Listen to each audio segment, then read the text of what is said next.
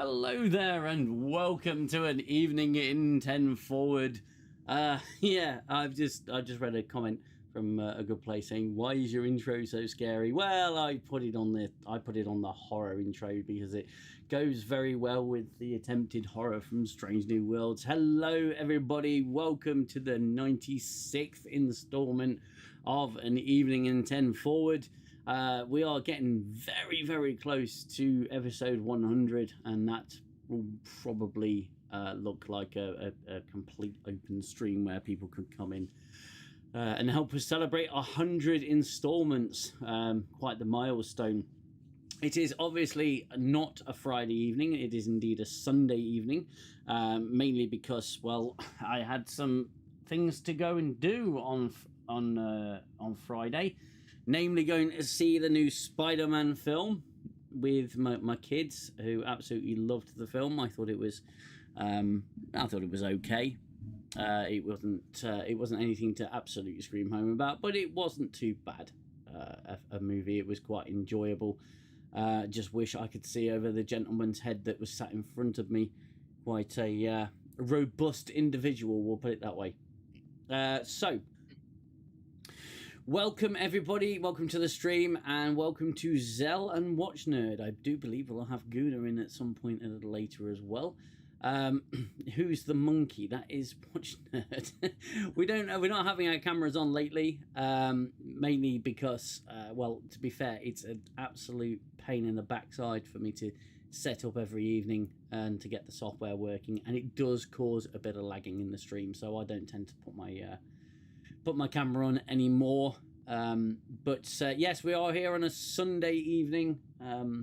Maybe a few more people can join on the Sunday, people who aren't at work, but it won't be a massively late stream from my co-host, because I imagine they've got work and other responsibilities on Monday. So we are going to be going through Strange New Worlds' latest installment, which is it's a very interesting episode. Interesting as we've obviously seen it all before.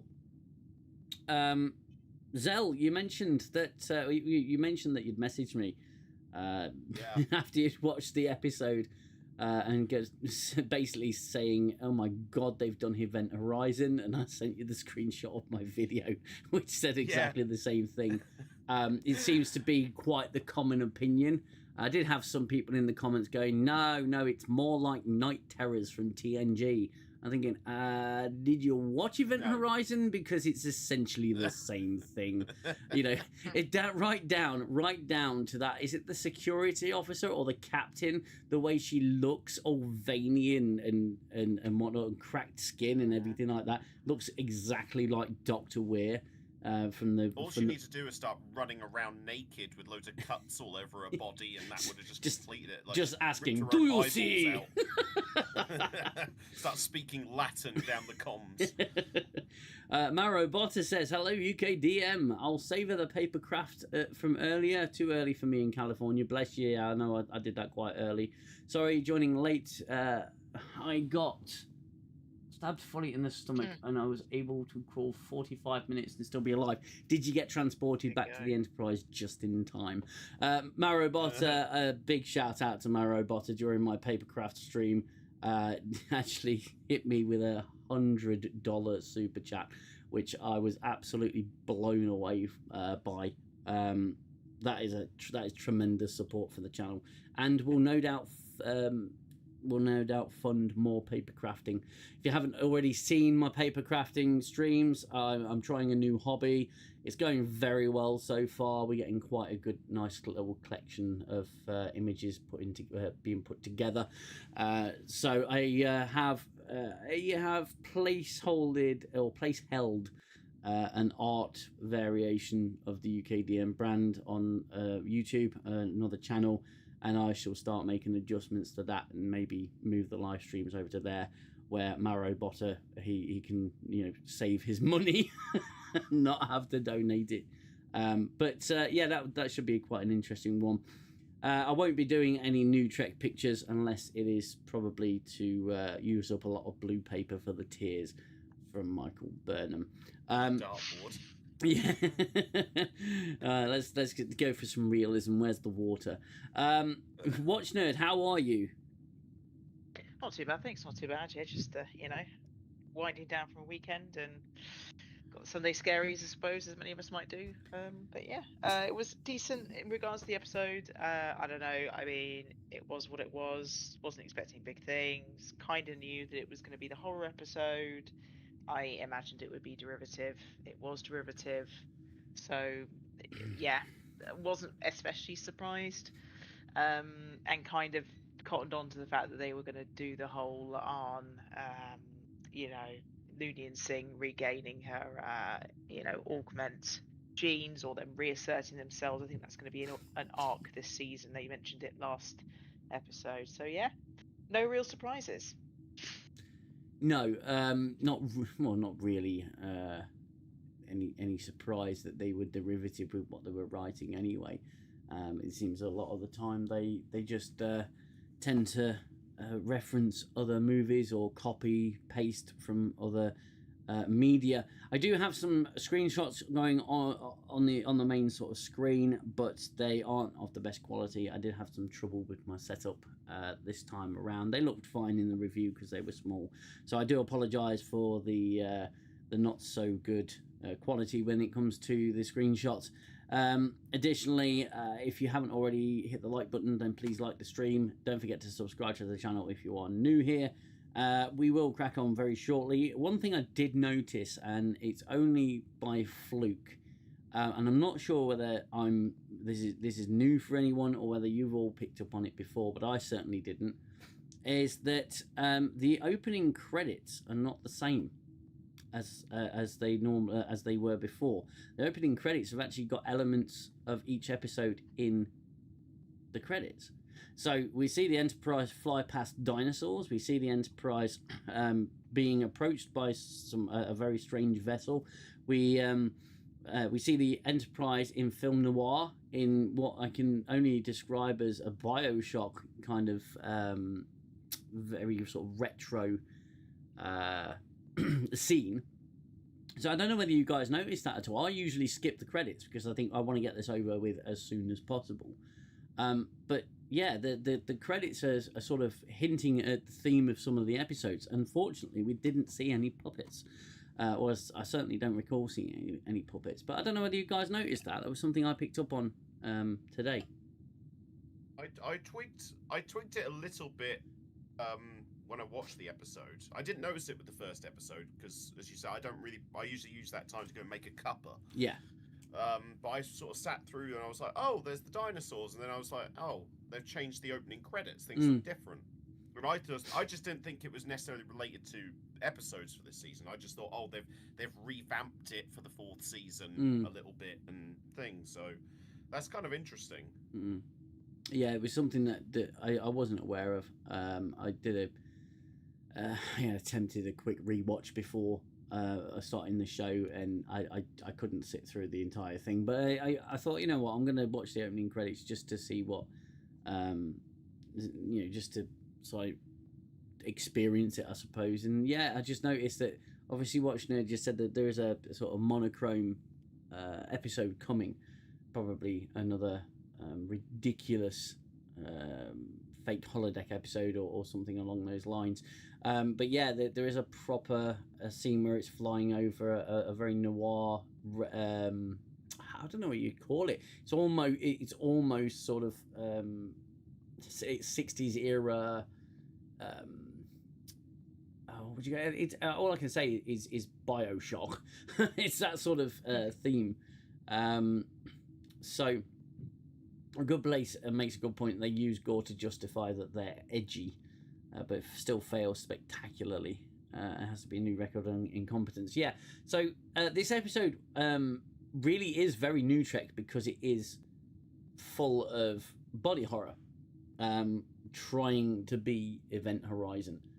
And the premise is interesting, but it would be a lot better if it was simply had any kind of originality to it. But right from the get-go, there are questions, because you've got 3 officers, one of which is James T. Carey. They're all coming back from some sort of command retreat, which is interesting that Pike wasn't there. So it's La'an, it's Kirk, and it's Spock or Spec, and they're on a shuttlecraft coming back from this retreat, and they pick up a signal in an asteroid belt, an uncharted asteroid belt. It's like, how much range do these shuttles have? Because we all know that the runabout's a thing in Deep Space Nine, and that was sort of that era's technology. But shuttles didn't tend to have that much range on them, if I recall. I don't even think the shuttles in the original series even had warp capability. Yeah, I sure. don't think they did either. Right. Because, I mean, the TNG shuttles could do a maximum of about warp 2. Mm. And that was TNG era. And I'm Yeah. pretty sure, I'm sure somebody could correct me if I'm wrong, but I'm pretty sure that TOS shuttles didn't have warp. Well, in Voyager, the Class They- 2 shuttles only had warp 2. Yeah, right, exactly, because the shuttle pods didn't have warp either, the No. TNG ones. The shuttle pods didn't have warp capability. No. But, so, we know that the shuttles are meant to be short range. So unless they're on their way to a rendezvous point, maybe? Potentially? Like, oh, we're meant to meet up with the Enterprise or another ship at They these just- coordinates. But they just happened to be in the system. With uncharted an uncharted system, which, how did we get to... Took a wrong turn somewhere or something, I don't know. That's a very, very thin corridor of uncharted space, isn't it? We haven't Well, charted especially if that it's near bit some there. kind of, like, retreat for, like, Starfleet officers. Yeah, we're holding this retreat in this tiniest sliver of charted space in this vast uncharted area. What are they doing in that retreat? That needs to be in this uncharted area. That I would nobody imagine there's a finds. lot of command keys going into a bowl. There's possibility Well, there. I was going to say, that might explain why Kirk is there. Yeah, well, this Hey, is very La'an, do you want to come along for this one? You're not high ranking, but it doesn't matter. Yeah. Hello, Gooner. Welcome to the stream. So I want to point out 2 positives, says Marabotta. 1, there's no Pelia, which is always positive. Yep. And 2, there's no annoying abuse of Scott. Well, yeah, we had plenty of that in the last episode. But there was a good bit of abuse of Ortega. Yes. Oh, there was definitely. And we'll get to that. Just literally a material girl. Strange new... Strange new... Sorry. I'm struggling to read again. Is that Mini MT that says that? Strange New World sucks the A word. We don't like to swear too early in the stream. You guys are like dogs smelling other dogs. SHIT. No, not really. We're just trying not to step in it. We're examining it. Yeah, we're saying, yeah, that's definitely fecal matter. Yeah. Literally, it's the Jeff Goldblum meme. Yeah, that is one big pile of shit. So no, I would. Yeah, I know it. I know. The whole point, mate, is that we are pointing out that it sucks. ASS. Okay, we're here saying it does, but this channel is not just about ripping apart new Trek. It's about celebrating proper Trek. With what take us for real, yeah. It's also so we can also give feedback on where we think the episode could have been better. I mean, we did this with the last episode. We talked about where maybe they could have done things differently that would have improved the episode, and we'll do the same with this one. Yeah, and we've been pretty fair in that sense of, okay, so it didn't work. This is what we would do. You know, fecal matter brings back memory of the bed of Johnny Depp. Oh well, for lack of a better word, I would say they have no proper power scaling. That's very true. So yeah, they've happened upon this long lost, 9-year lost Federation starship called the Griffin, and the first thing that went through my mind was Griffin. So just immediately went to that scene where Peter Griffin just is trying to come up with another name for himself, and he sees a P, and then he sees a tear, and then he sees a griffin fly by. Peter Griffin. So they come across the Constitution class USS Griffin, mainly due to budgetary reasons. They don't want to be building sets for a different ship. Even with their massive budget. It's ridiculous. So far, every other ship they've been on has been a Constitution class with identical hallways, which I find hilarious. So yeah, they find this ship, and it's got a gravity drive, and it's been to another universe, which is universally known as Xell, and they come to this ship, and the ship is haunted, and one by one it haunts the crew, or pretty much all at the same time. It haunts the crew. It gives the crew false visions of horrible things, like babies in consoles, and a captain that looks like Weir, and Spock becoming human in the most horrific and horrendous way. It's Spock being assaulted by his ex. Yes. Speaking of Johnny Depp and Amber Heard. Yeah. Oh dear. Oh no, absolutely. And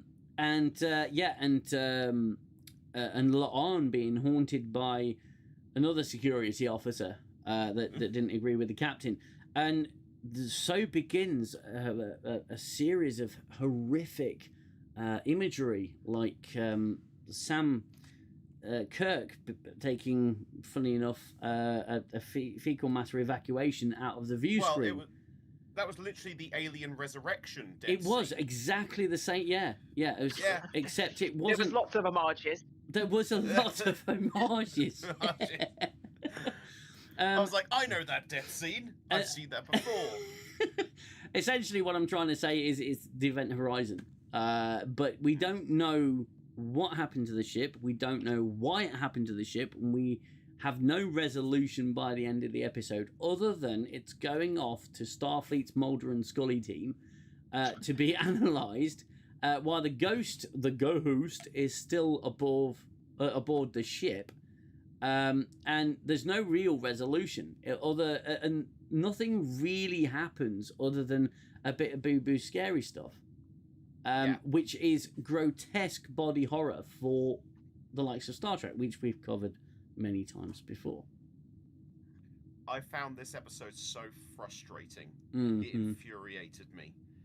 Because there's a lot of elements of this episode I liked. I liked the idea of like a ghost ship, like what's the old sailing boat that used the Flying Dutchman kind of thing. I kind of like that idea. In fact, we did a writer's room where I proposed an episode like that. Yes. Except I gave a resolution that works within Star Trek. Yes. Was that with a scientific explanation? Don't be silly. I borrowed an idea from Voyager for it. To try and explain why this ship is haunted.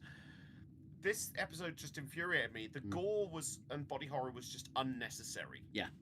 It was really unnecessary. It worked fine in the earlier part of the episode when it was more atmospheric, odd sounds, noises. Did we just see somebody who then just disappeared? That kind of thing.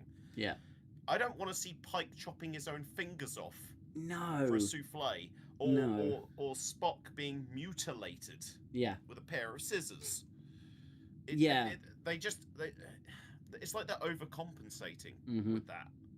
It's like we haven't actually got a solid story, so we're just going to make it as graphic as possible and shock value to cover up the fact we haven't got a good story. And then, as you say, the episode doesn't end with a resolution.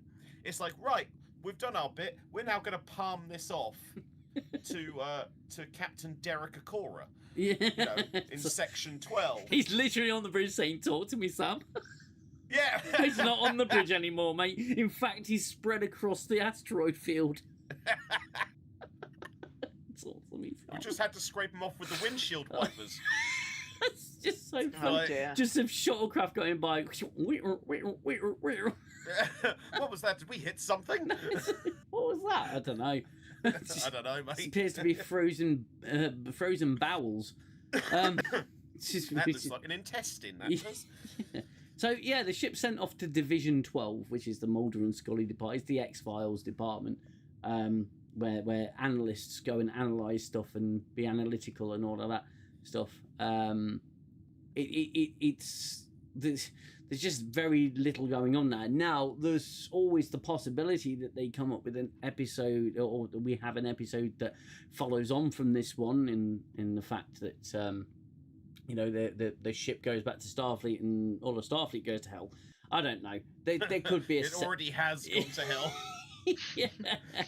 The ghost is going to turn up and say, well, I haven't got anything to do. Yeah. Gooner says, most haunted. What a pile of crap that was. Yeah, the most haunted with a vet Fielding. Yeah. Yeah, that's the first officer. Yeah. So yeah, they that's pretty much the episode. Is that they go board a ship that's been missing for 9 years. They don't know where it's been. They don't know what's happened to the crew, other than there were 9 stabbings, 23 serious assaults, or whatever it was, and about 40 odd people were beamed into space while they were still alive. So we get kind of this fake out with the Enterprise crew just beaming aboard, which I didn't buy for a second. It didn't seem like a genuine rescue. There was no setup. Their shuttle's been destroyed because reasons. The ghosts destroyed it. At one point we see Ortega. She's in engineering and she's surrounded by about 100 ghosts. And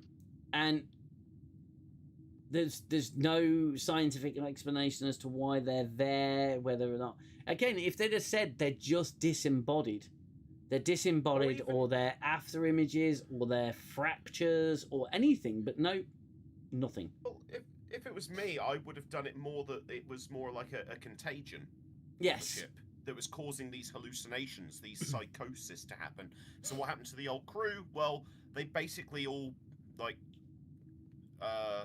done each other in, basically, through madness and paranoia, and it's a contagion. The ship isn't actually haunted, it's just all an illusion. And then the payoff like psychotropic. Yeah. You know, something psychotropic in the air, ventilation or whatever. Do you know what I mean? Something like that. Or I don't know. or the Griffin picked up something or whatever, and it turned the crew insane. Well, they did it in Enterprise with the Vulcans and Trellium, and it's perfectly feasible for it to be an explanation such as that. Maybe it drifted. I mean, apparently it hit like a solar flare at warp and drifted into the asteroid field, but they could have changed that to have it that the ship wandered into an asteroid field. There's this rare agent in the asteroids, and they were investigating, and all went absolutely stark raving mad. Or if they want to go down the life form route, at least give us the explanation of it's a life form that maybe feeds on certain emotions. Yeah. All right, not quite the polymorph, but still, you know. Just a bunch of Dwayne Dibleys. Oh my god! Dwayne Dibley? Dwayne Dibley? They've taken away La'an's fear. Let's go and crack it one in the nuts. Oh, Ace Khan. What have I ever seen you, cat? It's ridiculous. And instead of saying, right, okay, well, we're going to do Event Horizon in Star Trek, and we'll just go Dimension of Hell, just because. Just why not? Just do it all and say, right, okay, well, and then I don't know, have them visit a different realm of space that sent them all mad. Disembodied them. It could have been a subspace distortion or something that happened. Like when they hit that solar flare, it could have opened a wormhole or something. Yeah. Like something to explain this absolute madness. What was the registry number of the Griffin? Given Enterprise was 1701, it is feasible that registry has that was missing for so long. It had that was missing for so long. Maybe. I've got it up on the slideshow. It might come round again. I don't know. Yeah. I don't know what the registry was, but either way, it's also. Can I just say? Yeah. Go on. Yeah. Oh, you go on. No. No, please. After you. I did say this in the chat earlier, but when when Fake or Tagus was in the pattern buffer, right? Yeah. I was so annoyed that A, I knew it was Fake or Tagus, and B, that Pelia wasn't also in that, on that transporter pad. Do you know what I mean? I was just like, why? I was just like, seriously, come on, Aunt, do something. Do something for fans. Come on, mate. She's in. Yeah, there's Pelia in absolute agony in the transporter being going, you're LSD, and that's the last thing you hear. I'm surprised. It's just last words is gazpacho soup. Gazpacho soup. Just absolute crazy. And the fake out didn't work. It didn't actually. It didn't actually work because we just knew that it was no way the Enterprise crew would just beam aboard and that would be it. You don't even see the ship outside or anything. There's no revelation. They would have beamed them off. Yeah, exactly. They say, well, hang on a minute. We and also their communicators don't work. They're not able to communicate with one another. So why would they be able to? Again, they boom them off later on. But why would they be able to do anything? Why wouldn't they? Hell, even going up to a window and going, "Hi, are you okay?" Oh, fuck, behind you! It's behind you! It's behind. Anything would work. But the other thing is these hauntings that are happening on the ship. Sam Kirk gets sucked out into space, alien resurrection style. And he gets sucked out into space, and then you see his body drifting away. Why? The haunting is localized to the ship, is it not? Yes. Yes. So again, scientifically, if you're going to be scientific about it, it doesn't really work. They're just not thinking. They're just going, "What's cool and what can we do?" Now, granted, they are. There's a few bleed through stories, but granted, they are doing. This has felt episodic so far. This is the second episode. That OK has referenced stuff in the past, in past episodes, just solely to just to remind the audience, because they think the audience has got a crappy attention span. They don't actually realise that it's certainly in older Trek. We watched those episodes, we saw those characters evolve, and we knew why. We knew that Picard started out as a pompous ass and ended the show as essentially a man with a family which was his crew. He didn't like children. Then Wesley, the things that Wesley did helped develop and grow him. The Inner Light, one of the biggest character development moments for Picard in the entire Next Generation. We understand as viewers what's happening to the character, but they feel like referencing and doing a previously on Strange New Worlds just to remind the audience, because what they've created is neither A, memorable, or B, makes any sense, and C, is give a crappable. Because they genuinely believe that we have no memories. We could have used some Gorn xenomorphs. By the way, what happened to the Gorn from Topical Menace to what's the rewatchability of crap like this? Well, I answered that earlier. I went to try and watch the episode again, and I thought, you know what, I'd actually just rather watch YouTube, so I did. So that's the thing. Go ahead. No, sorry.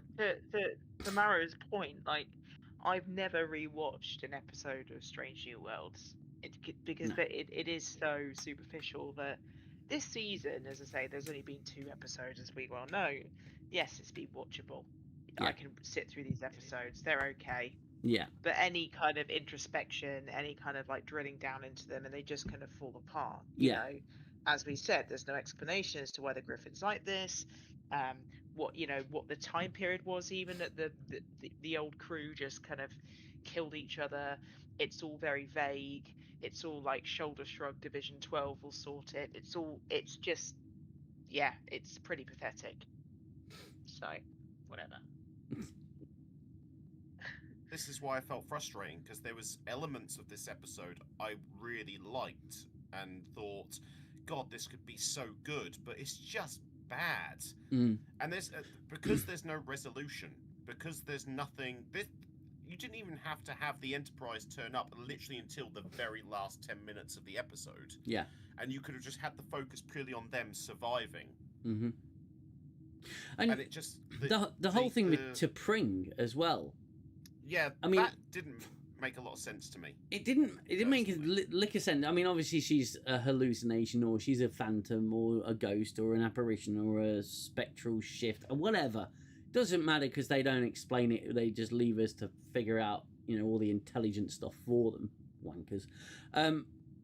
But firstly, when it comes to T'Pring, the actress is a shit Vulcan. She does not know how to play a Vulcan. Her mannerisms are not right. The terms that the writing is awful, but the performance from the actress is just not Vulcan. It's honestly like if you'd imagine the high school bint as a Vulcan. That's the way I sort of look at modern Vulcans. The high school bint as a Vulcan. To the point where she puts her feet on the floor and it's cold and she goes, "Ooh, cold." It's like, you what? Look, Jolene Blalock, I thought pulled off a Vulcan female fucking tremendously. She was brilliant as T'Pol.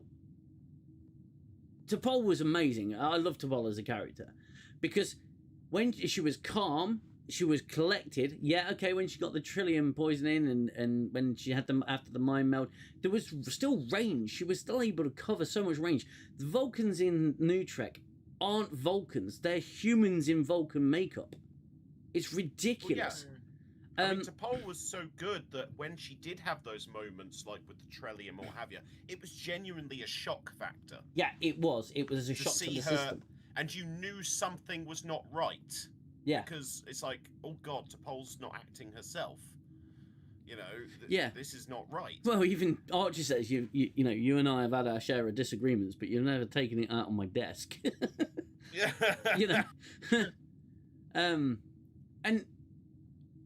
But I'm sorry, whenever I see the actress that plays T'Pring, I just think, you don't know what a Vulcan is. You've not spent any time studying this. Someone's just said, oh, be cold but slightly emotional. And the things that none of it made any bloody sense as to okay, Spock's hallucinating T'Pring. Why is he hallucinating T'Pring? Why couldn't they get Jess Bush in? To have him hallucinate Chapel, because she spent about 5 minutes in this season so far. Maybe she went off and had a kid, or maybe she had time away from the show. I don't know, but she has had about 5 minutes of scene so far. Whatever the reason for that is, but at the end of the day, why not have Spock hallucinate La'an? Yeah, you'd have to give the actor more. That would have even made more sense. Yeah. And then have Spock, to be fair, it would lean into where La'an thinks she's going, because Spock would probably recoil from her for a little bit, saying what happened was very disturbing. I have to go and meditate on it. We need a little bit of a break or something like that. It would have made a hell of a lot more sense. And then you can have Spock saying, look, I know it wasn't you. I know that you're not like that. I know that you're not, you're not going to cut my ears off or anything, but I need some space. But say it in a Vulcan way with an actor that knows how to play a fucking Vulcan. And then you could juxtapose that with La'an actually really afraid that she's becoming that and have become that, obviously with what she did towards the end of the episode, and they can run parallel, but there could be that ignorance in between. But no, you have to bring T'Pring back into it. The most wooden freaking character I've ever known in New Trek, and that's saying something.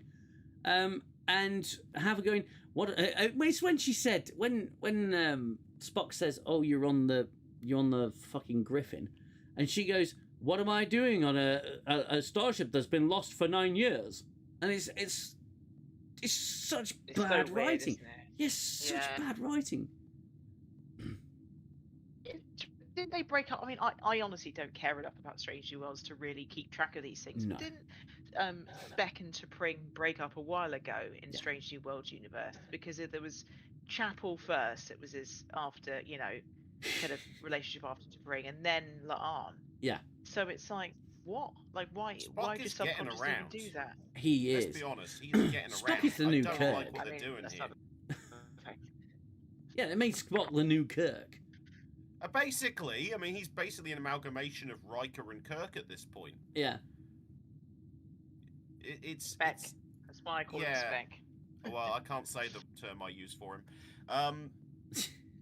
But yeah, it's just not. I don't get it. I don't get what this obsession is with Spock and his love life. Well, considering he's a Vulcan and he's never really had much of a love life.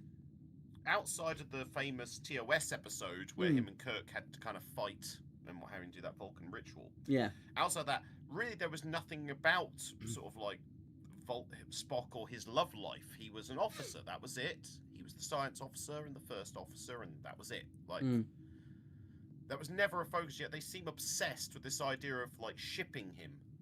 Yeah. With this person, then that person. I mean, who's he going to move on to next? Uhura? It wouldn't surprise me, It really wouldn't. He's just got notches on the end of his bed. Yeah. It's like, how many crew members can I get through logically within this time frame? This thing with New Trek about how they say, "Oh, you're not giving the characters a chance. You don't know where they're going to end up." I did have a think about this earlier. Sorry. We know where they're going to end up. No. What I'm saying is their versions of the characters. So the autistic Spec, how he becomes Leonard Nimoy's Spock, for example. So that they're saying that it's unfair for us to compare the characters at this point in the show to the characters from TOS because they're still developing. And I had a thought about this earlier, and I thought with regards to La'an and Spock being the way he is, if they had any kind of intelligence about them, they would use La'an as a vehicle to push Spock in to be the character that is the character in TOS. They haven't got the brains for that. But they would have done that with Chapel, though. They could, but they could have done.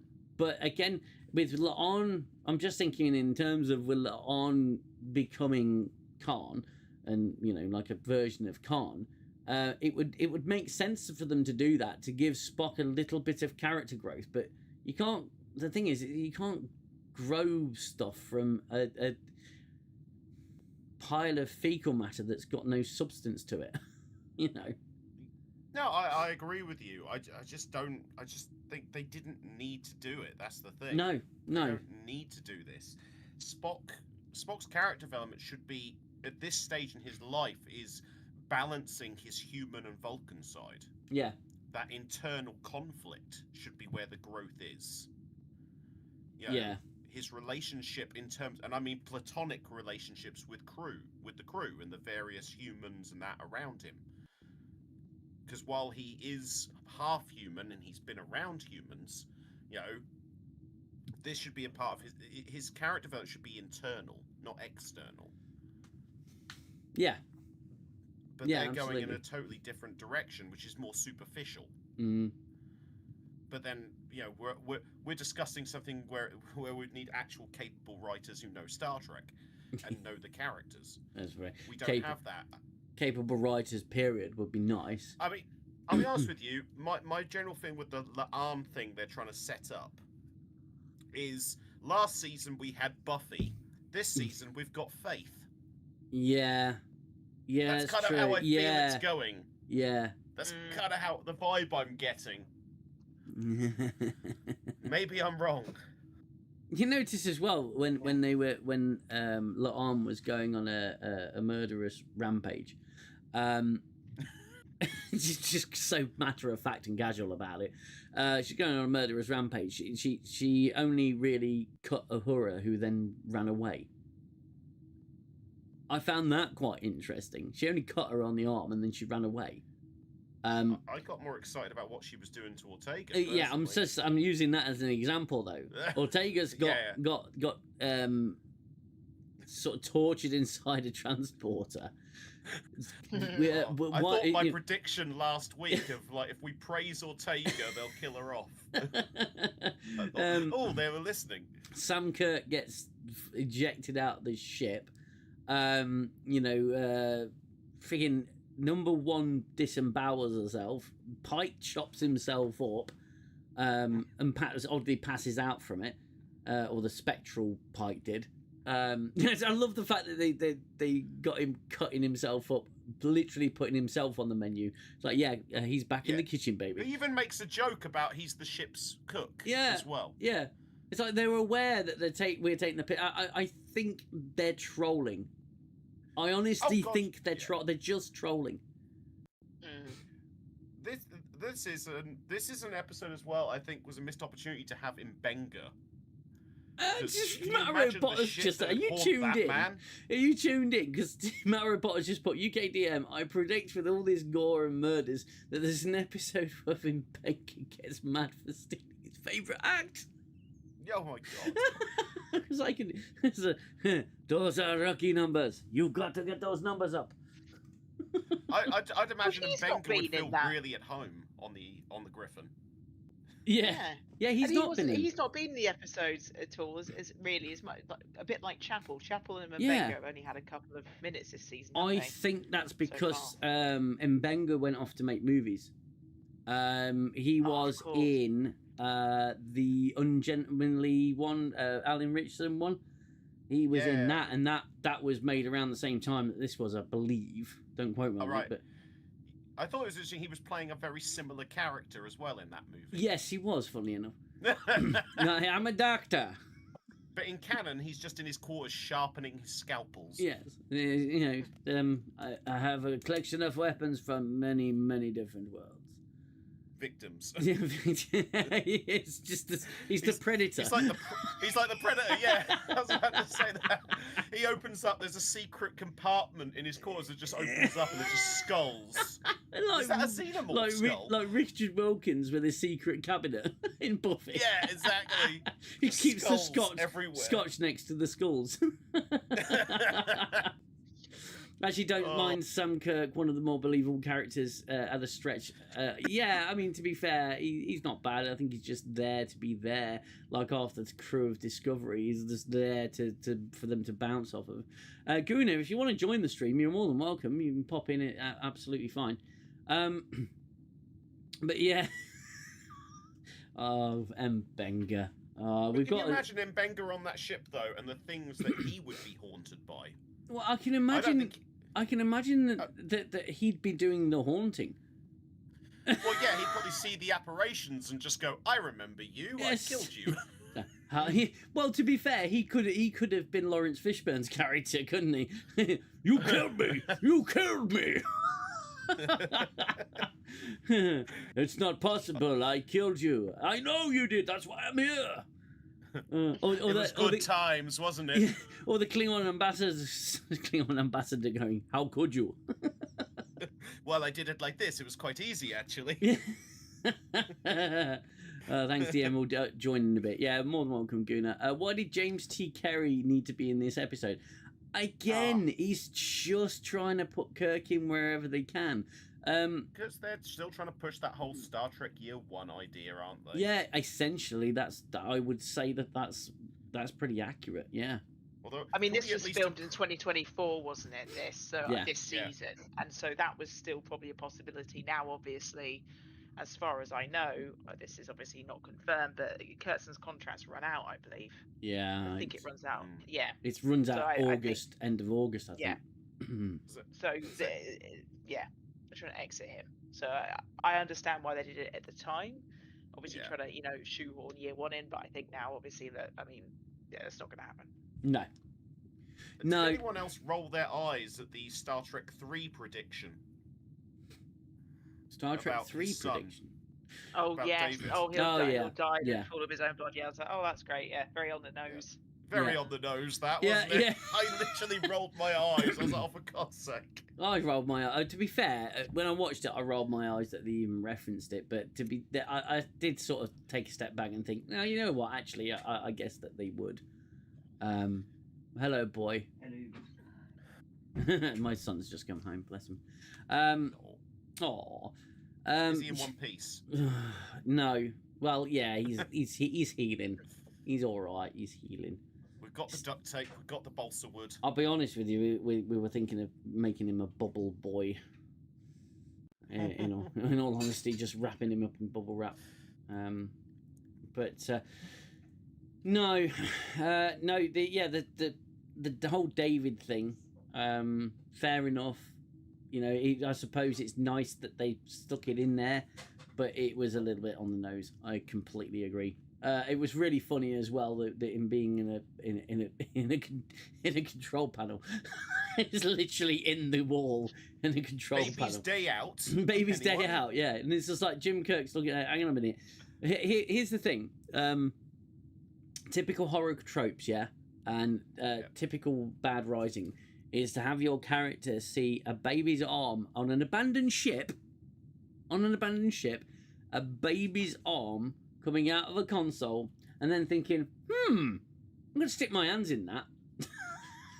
Yeah. And try and get this baby out that's in the middle, on the bridge of a clearly haunted, abandoned starship in an asteroid field, because I believe it to be my son, even though I know that's actually impossible. Now, don't get me wrong, that's not me taking the piss out of Event Horizon, because Event Horizon actually did a really good job of dialing up that psychological horror. Really, in Strange New Worlds, all you've got is Jim Carrey being really confused and looking confused a lot of the... At least with Event Horizon, there was a logical reason why that woman was seeing her son. Yes. Yeah, and as I say all this, obviously the screenshots are coming up on of that moment where he's literally trying to find his baby inside of a computer console. Whereas Kirk, he knows David is alive. He knows he's with his mum, yeah, Carol. Yeah, you know, he knows logically. So, as does Spock. And here's the thing: yes. As does Spock. He knows that's not to Pring. He knows it, and he does nothing to defend himself. He does nothing. He's like, this is either an alien intruder or I'm hallucinating. He does eventually, when he decides to recite in Vulcan, the power of Christ compels you. I presume that's what he was saying. Yeah, the power of Christ compels you. In Vulcan. That's what I presumed he was saying, because he didn't put up subtitles, so I had to kind of make it up in my own head.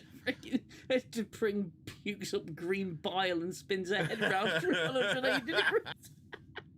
God. We're really going through all the horror classics here, aren't we? In comes the pasta.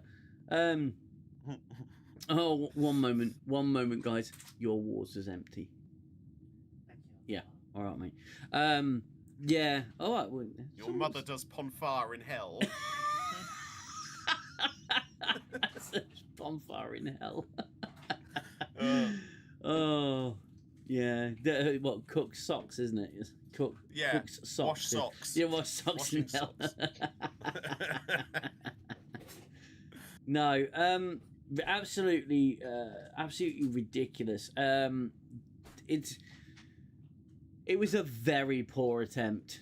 A fantastic film, and to be fair, I want to do an Event Horizon stream. I definitely want to talk about Event Horizon because it is an incredible film from a really shit director that wasn't shit that one time and didn't and you know, before he ruined the franchise before it even began.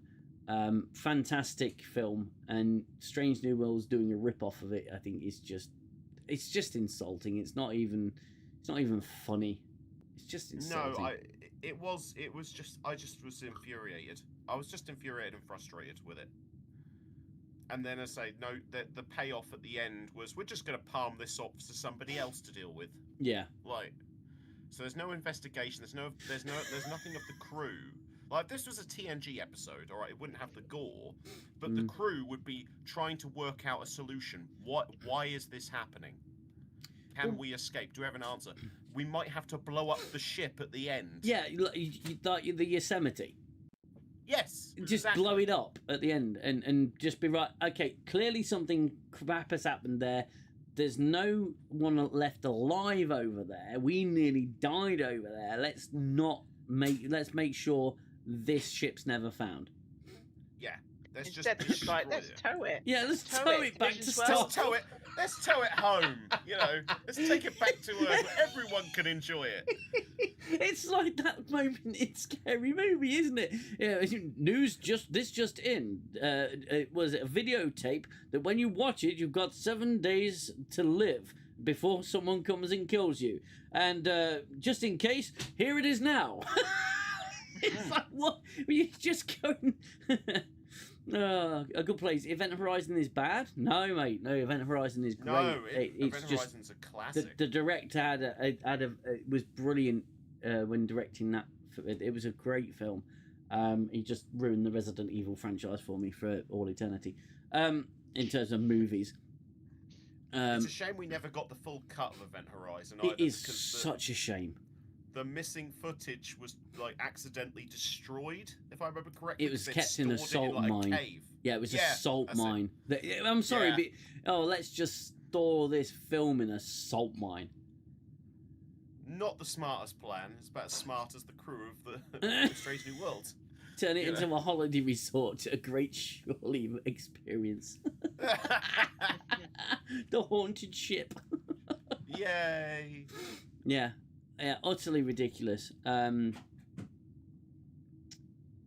So I Yeah. found it. I mean, it's very in keeping with the show, obviously. But Yes, of course. I mean, for Pike to very severely amend his report wasn't great because if you that was want the Star Trek ridiculous. X-Files, you'd need like a full report. You'd need to know, okay, what happened, what was the sequence of no events. reason You know to. what I mean? There was no need to do it, There's though. no reason to whatsoever. Yeah. Mm. I don't need to fudge. He didn't need to fudge his It's report. like, and La'an was No. under the influence of ghostly figures, which you'll see on the screen when it pops up on the stream. It just looked like Dr. Weir. Yeah, she was under the influence of some kind of entity that's on this ship, and she stabbed Kirk. She doesn't want to stab Kirk. She didn't want to stab Kirk. If they need any more proof, Spock's ears had been cut off. All work and no play make La'an a dull girl. Yeah. So why hide it from Star? It's valuable information. Yeah, it's all the information matters. But once again, they've got this twisted sense of responsibility or twisted sense of duty, and they don't report it. He's like, they'll figure it out on their own. It's fine. Yeah. When someone else goes homicidal maniac. Division 12, they're gonna have some. Is that the Workplace next accident proposed soon. movie, is it? From the makers of Section 31, Division Division 12. 12. I kind of figured it would be. Yeah, I think they were saying. I think because remember this was filmed in 2024, so this is when they were still kind of bullish on maybe a new show. So they Mm. were kind of planting these seeds. So you have obviously Kerry Kirk, who's making a big bid for year one, which won't happen now. You've got obviously Division 12 being introduced as a concept this episode. Star Trek X-Files, do you know what I mean? So Yeah. it's going to be quite funny, I suppose, this season to see how they drop other bits and bobs in, Yeah, all these projects that are not going to happen. Yeah. I mean, don't get me wrong. I'm not object to the idea if there's a division of Starfleet, Yeah. that is specialised to deal with cases that can't necessarily be solved traditionally. Yeah. That kind of makes sense. But why? But this episode, they didn't need to palm it off. Like they should have just destroyed the ship or done. Put beacons around it saying this ship is messed up. Stay away. This is all kind of hell. Yeah. This ship needs Jesus. The saucer separates so it can be used as a lifeboat. It's just again last episode wasn't offensive. It was just a good concept, badly executed. It was fine. This episode is just that taken to the nth degree of that the initial premise is a good one, but they've just they had no plot. Yeah. Really. It was just we're just gonna make something spooky, scary. There was no reason for it to happen. Yeah. Yeah. Absolutely. Here he is. Hello, Hey. Gooner. How are you, my friend? And there was silence. And he's been possessed. Yes, Gooner's not speaking. He's about to knife me. Talk to me, Gooner. I know you're here. Hello, Are you in here, everyone. You Gooner? okay? Talk to me, Sam. Can you hear me? Yeah, it's can hear you, mate. Now. Yeah. Hi guys, hi everyone. How are you? all good. Fantastic. Enjoying the chat about this crazy event Horizon knock-up? No, we're loving the chat. Didn't love the episode though. Well, at least Lahan is going up in stages, isn't she? She's punched the dinosaur. She stabbed. Let's see what's next. I forgot she Building punched up to a something, isn't dinosaur. it? Unbelievable. I Punched a just haven't dinosaur. got words. I've got no words. I mean, I just cannot understand how this passes any kind of quality control. There isn't any quality control, I'm sure. Do you reckon with they these knew Sam productions. Neill was going to pass away and they decided to make a couple of homages? Every episode this season's going to have an homage to a Sam Neill project. So you had a clever girl in the last the one. dragon one's going to be to Merlin, isn't Yeah. Yeah, you're not wrong. It's going to be it? Like, something. La'an was going to pull a sword from a stone. That's what it's going to be. Yeah, then Although it's one interesting of you them's going to be the hunt for the USS October. I know it is. Oh God! Oh God! There's an idea for you. But the way La'an's development's going, I do think you got a good point. What is she going to do next? Yeah. Like, what's it going to escalate to? Are we going to have a courtroom episode where Spock is like having to show people on the dole where La'an hurt him?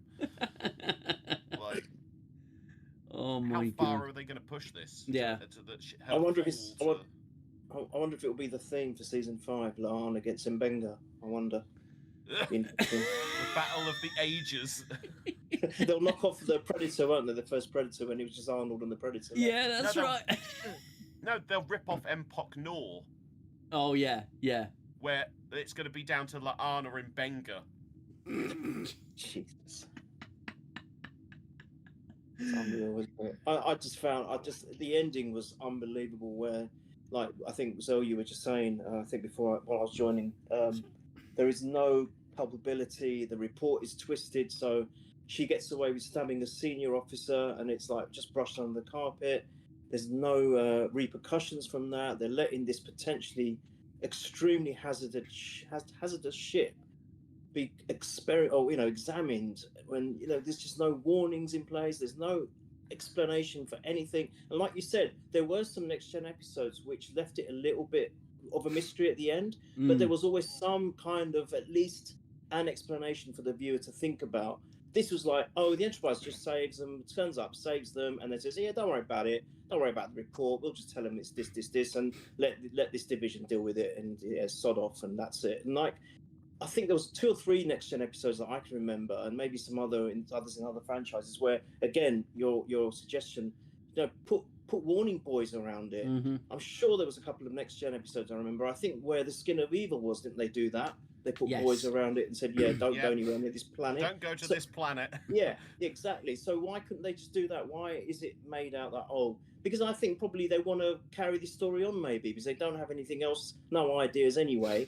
They might even carry this thing on. Because that's why you had the shot of the ghost Harper, was it? I don't know what her name was, the ghost, but yeah, she's like waving through waving the in the window. I mean, that's so stupid. I mean, yeah.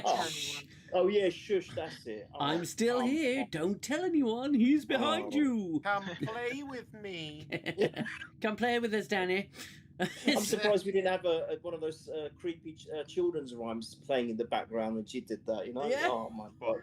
Creepily, you hear Alan Moraine. Alan Moraine. That's brilliant. Oh no! Let's move along home. No. Oh, or you just hear this ghostly whisper going, "No Tasha Yar, no vaccine." just a horror show of all the worst episodes of Star Trek. Oh man. Data reciting his cat poem. Fetus catus. Yeah. Fetus catus. Oh my god. No, I mean, to be fair, you're talking about story. For example, Night Terrors. the horror aspect of that episode and most other episodes is to drive the story. It is to drive the purpose of the narrative. What is happening? Who's responsible? Why did it take place? The who, what, how, why, and where, and when. With this episode, there wasn't anything to drive towards. It was literally like a bunch of teenagers had gone into a spooky ghost house, and just that's it. That's all it was.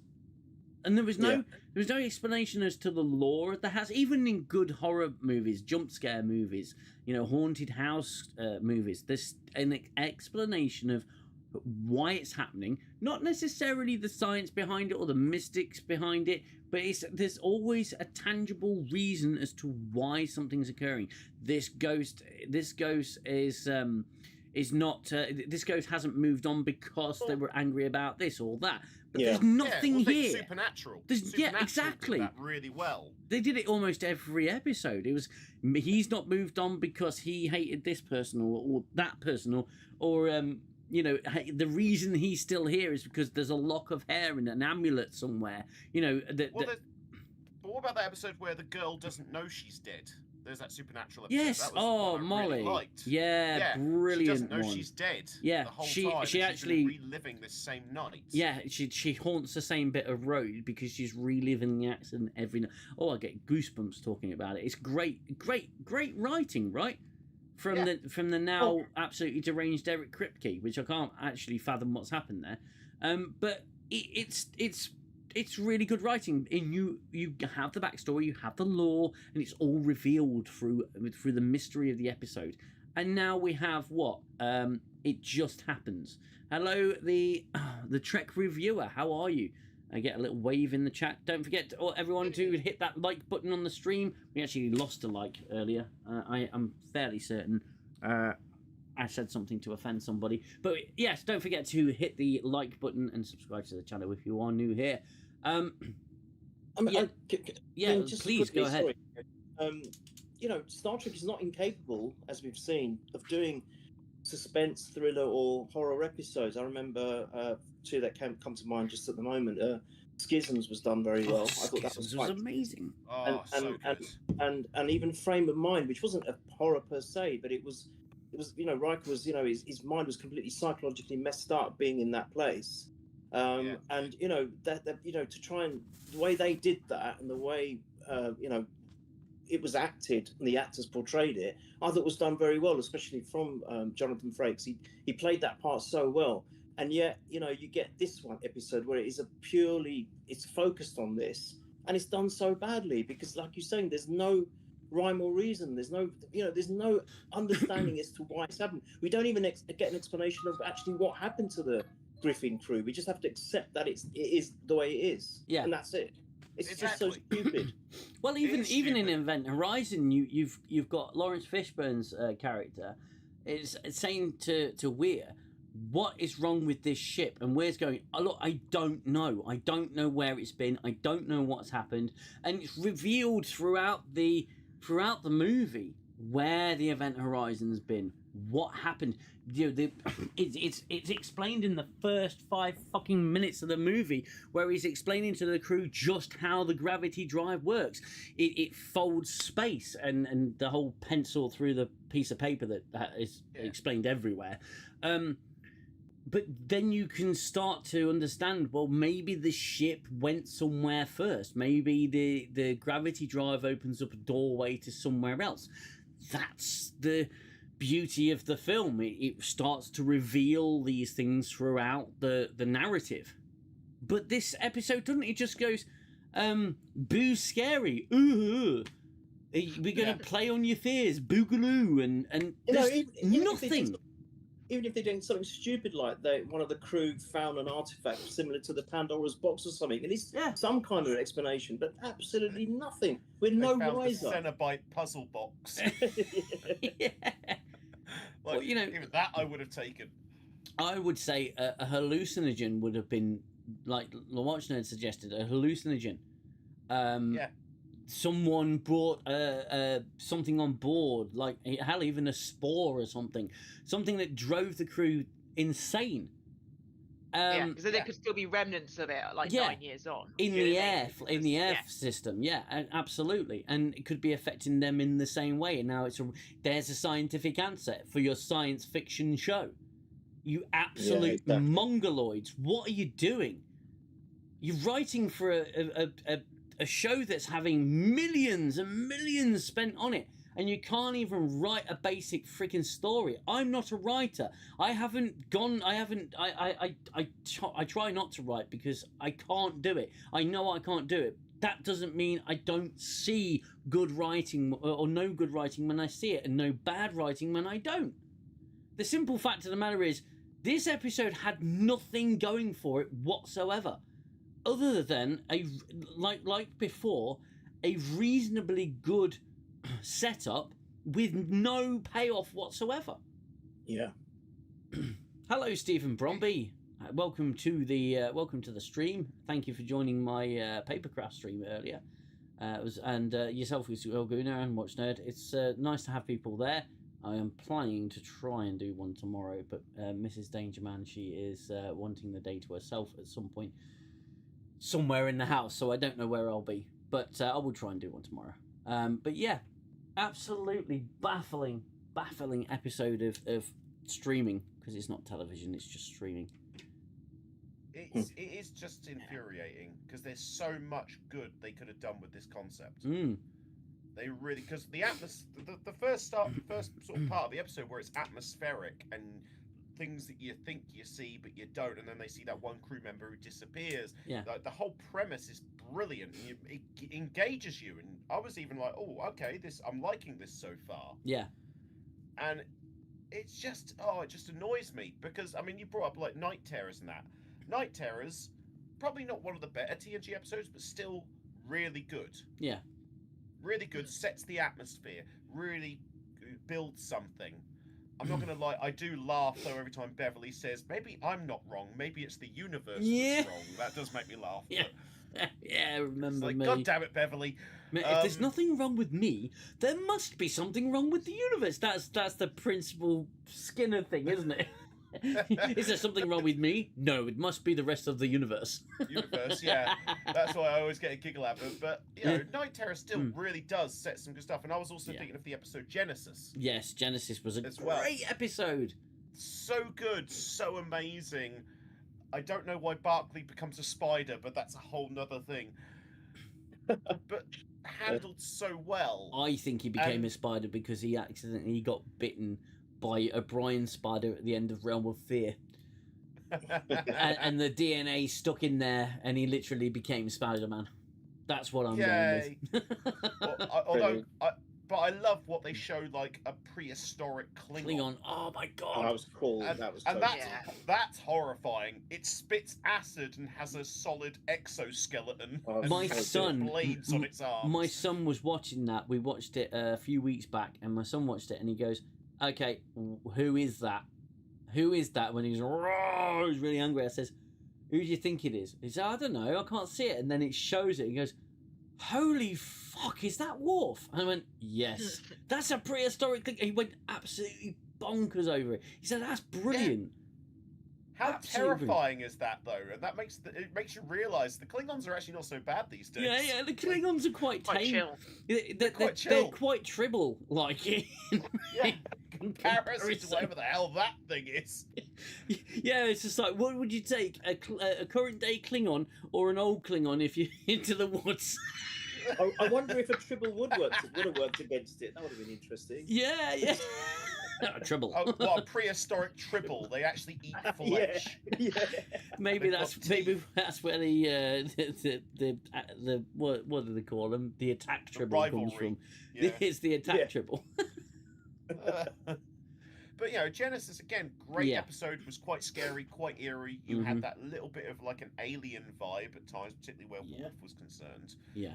And but this episode, I think what drives me more nuts with this episode is the fact there's no plot. No. Really. No. There's no story there. There's no character development. No. This could have been an episode to kind of show these three characters in a survival situation and how it affects them having to survive, maybe Kirk starts to reanalyze things a little bit. Maybe La'an does. Mm.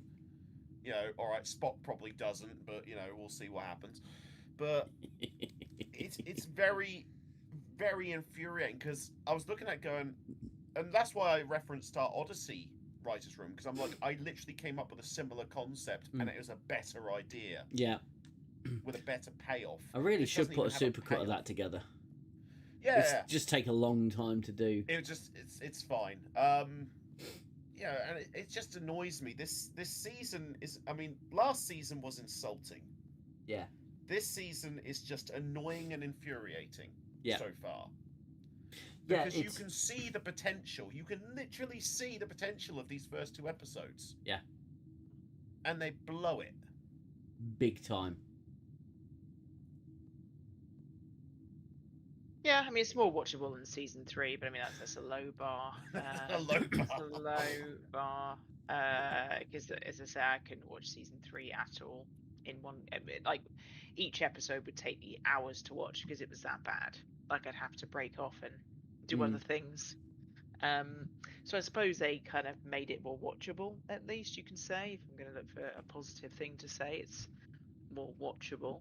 Yeah, it That's wasn't the painful compliment to we get gave through. last week's episode. At least it was watchable. That's the benchmark now that we've reached. I mean, for reference, right? My wife watched season 3 with me last time, and I said, "Oh, do you want to watch this season with me?" And I can't say the word she used on YouTube. I imagine expletive beep, expletive Yeah. beep, Are expletive you you. bleep bleep bleep? I am not bleep bleep bleep. That's just potty mouth. I was just like, okay, honey, don't worry then. PM Social, great. Good to hear you are still making Star Trek content. Been too busy here to watch anything for the past 6 months, like family work, etc. Anyway, UK Danger Man rules. Cheers.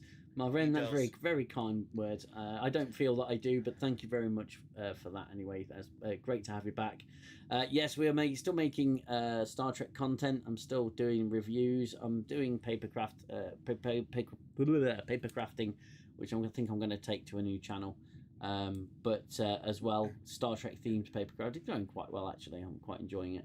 But yeah, we're doing reviews, and we're still doing this show. 4 shows away from the 100th installment.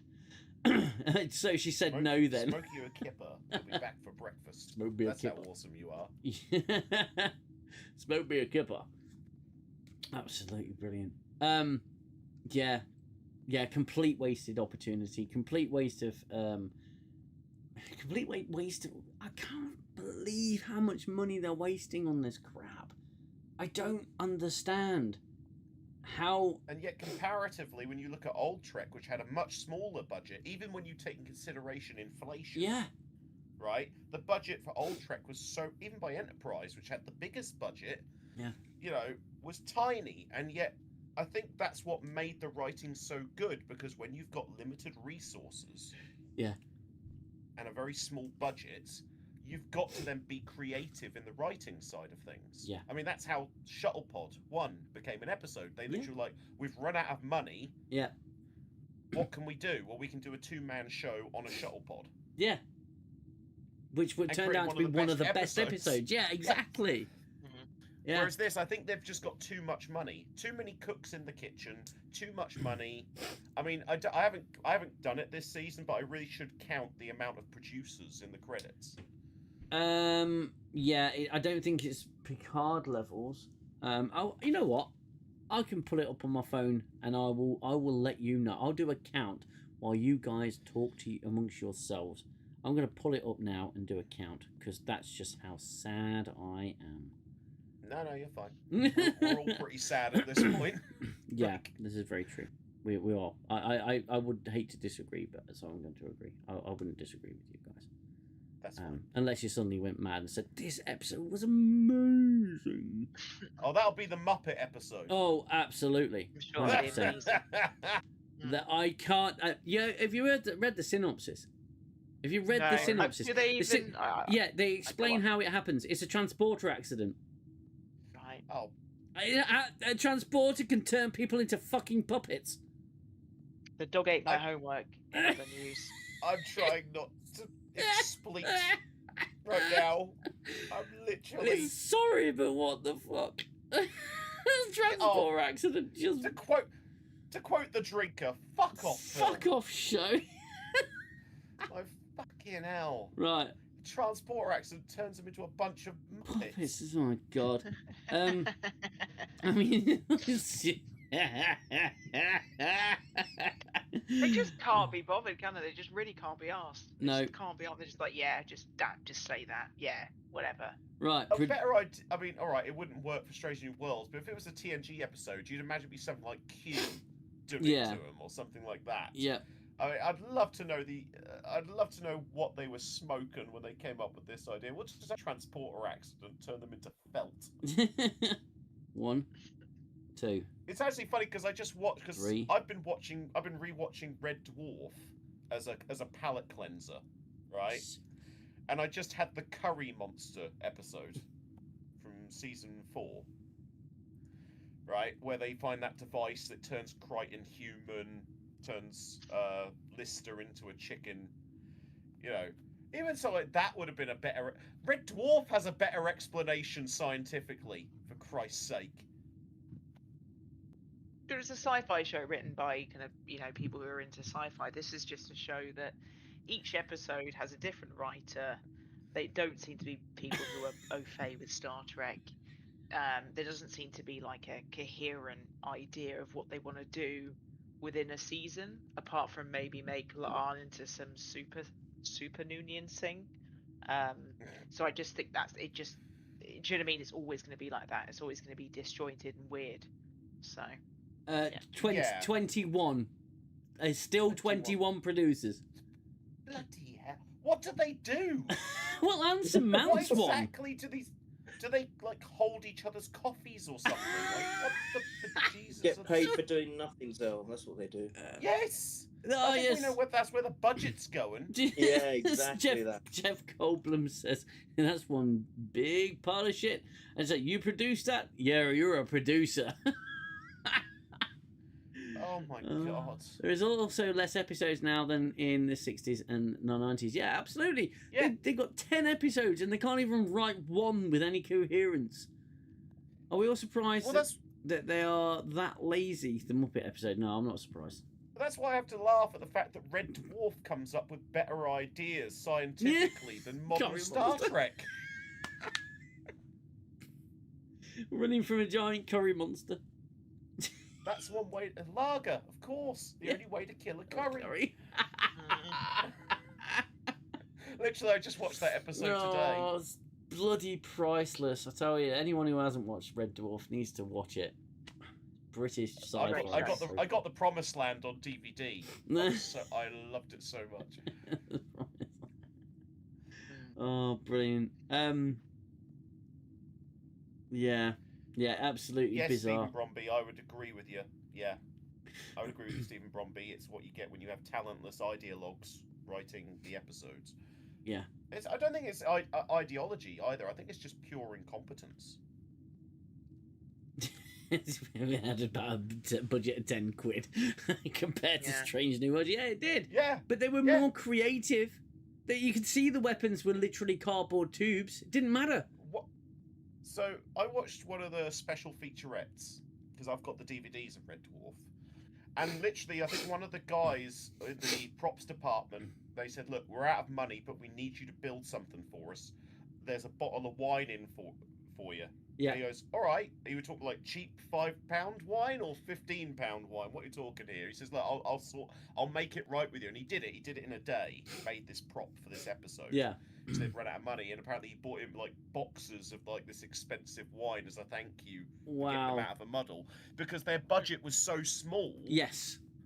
And they were trying to kind of push the boundaries as much as they could, and they were creating really good, funny episodes that still had some level of like science fiction to it, because obviously they're trying to mock like Star Trek, Star Wars, and the like. Yeah. That's where the beauty of the creativity comes in. I think, as I said, I think there's too many cooks in the kitchen and there's too much money being thrown around. Oh god, yeah, it's just ridiculous, isn't it? It's when spending gets out of control. That's when you start to lose quality on anything. Yeah, I mean, well, look at the movies that have been coming out, where yeah. the budget is this ridiculous thing, and you can double that budget when you include marketing. Yeah, and the buffet. And the buffet and everything else. And it's like, and then you got these films coming out where it's like, this is the absolute crap. Mm-hmm. You know, I mean, and obviously this bled over into modern Star Trek as well, because the budgets for, like, you know, Discovery was ridiculous. Bloated, yeah. We went through that at one point, and you do not need to spend £1 million an episode. You don't need. Starfleet Academy's budget was like something bloody stupid as well. It was. I think it was even higher. Yeah, I can't remember. I think it was crazy high. Let me Google that very quickly. Oh God, I'm gonna have this come up on my Google history now, aren't I? Starfleet Academy. PM Social, you should watch Red Dwarf. You honestly should. Budget. It is a brilliant. I'm ashamed show. to know I've never watched Red Dwarf. Sounds like as if all the 10 quid was spent very well. Well, I must budget time to watch the show. You won't be disappointed. Stick with it. The early ones are obviously a bit dated now, but still just as funny, and it gets so much better. Oh, it gets so much better, and it only has gotten better. Because I don't know about you, Danger Man, but even though when they continued it with like Back to Earth and then season 10 and then 11 and 12, I think they still got it. Like, Doug Naylor is still writing some really good stuff. Like, they've still got it. Oh yeah, 100%. And the actors are still putting in. The reason I brought The Promised Land, the reason I bought it on DVD was I watched it on Dave, and I was like, this is amazing. Like, wow, you know, there's some great jokes in there as well. I mean, my favourite one is we found Holly's backup disc. I creased when I saw this giant floppy disc being carried out. It's Holly's backup. Oh. And then we get Norman Lovett back. Yeah. Who is, for me, the best Holly. Yeah. Hands down. Oh, they've taken Mr. Rimmer. Sir, they've taken Mr. Rimmer. Quick, let's get out of here before they bring him back. I love the classic. End of season 12. Like, you know, Holly. I've not seen that. What? Oh, you haven't seen the end. I've not seen 11 and 12 yet. I must watch them. I won't spoil it. I won't spoil it. Well, it's just classic lines, such classic lines like, suggest we move from blue alert to red alert. Are you absolutely certain, sir? It would mean changing the bulb. I love it. All the Space Corps directives as well. Oh, Space Corps Directive 3795-2. All Chinese delegates are only allocated one car parking space. I mean, here we are in the throes of death, and you're worried about Chinese delegates bringing 2 cars. It's so good. It's brilliant. So, just to go off on a little diversion here, yes, the budget for Starfleet Academy per episode was $10 to $13 million an episode. What the actual? Yes, buggery. And it's estimated that it's roughly the same, maybe a little bit less for Strange New World season 4, in the region of about $7 to $11 million per episode. Bloody hell! It's absolutely That's what I insane. thought about that. Yeah. That's obscene. Oh, it's more than obscene. Hello, Neil Kager. Red Dwarf, especially the earlier seasons, are awesome. Yeah, you're not wrong. They're so funny, and you know there's some great storytelling there. But yeah, that's insane budget. Absolutely insane. I mean, I wonder what the whole budget for the whole of one season Next Gen was. It can't have been far off. Let me have a little search on that one. What was? Shall we go? What was the season budget for TNG? Yeah. Yeah. That's the season budget of for TNG. Right. Well, I've just looked up. Yeah. So sorry. Total season budget for Star Trek: The Next Generation back then was $34 million to $36 million per season. So and we're talking 24 episodes on average. Wow. That's 1.3 million.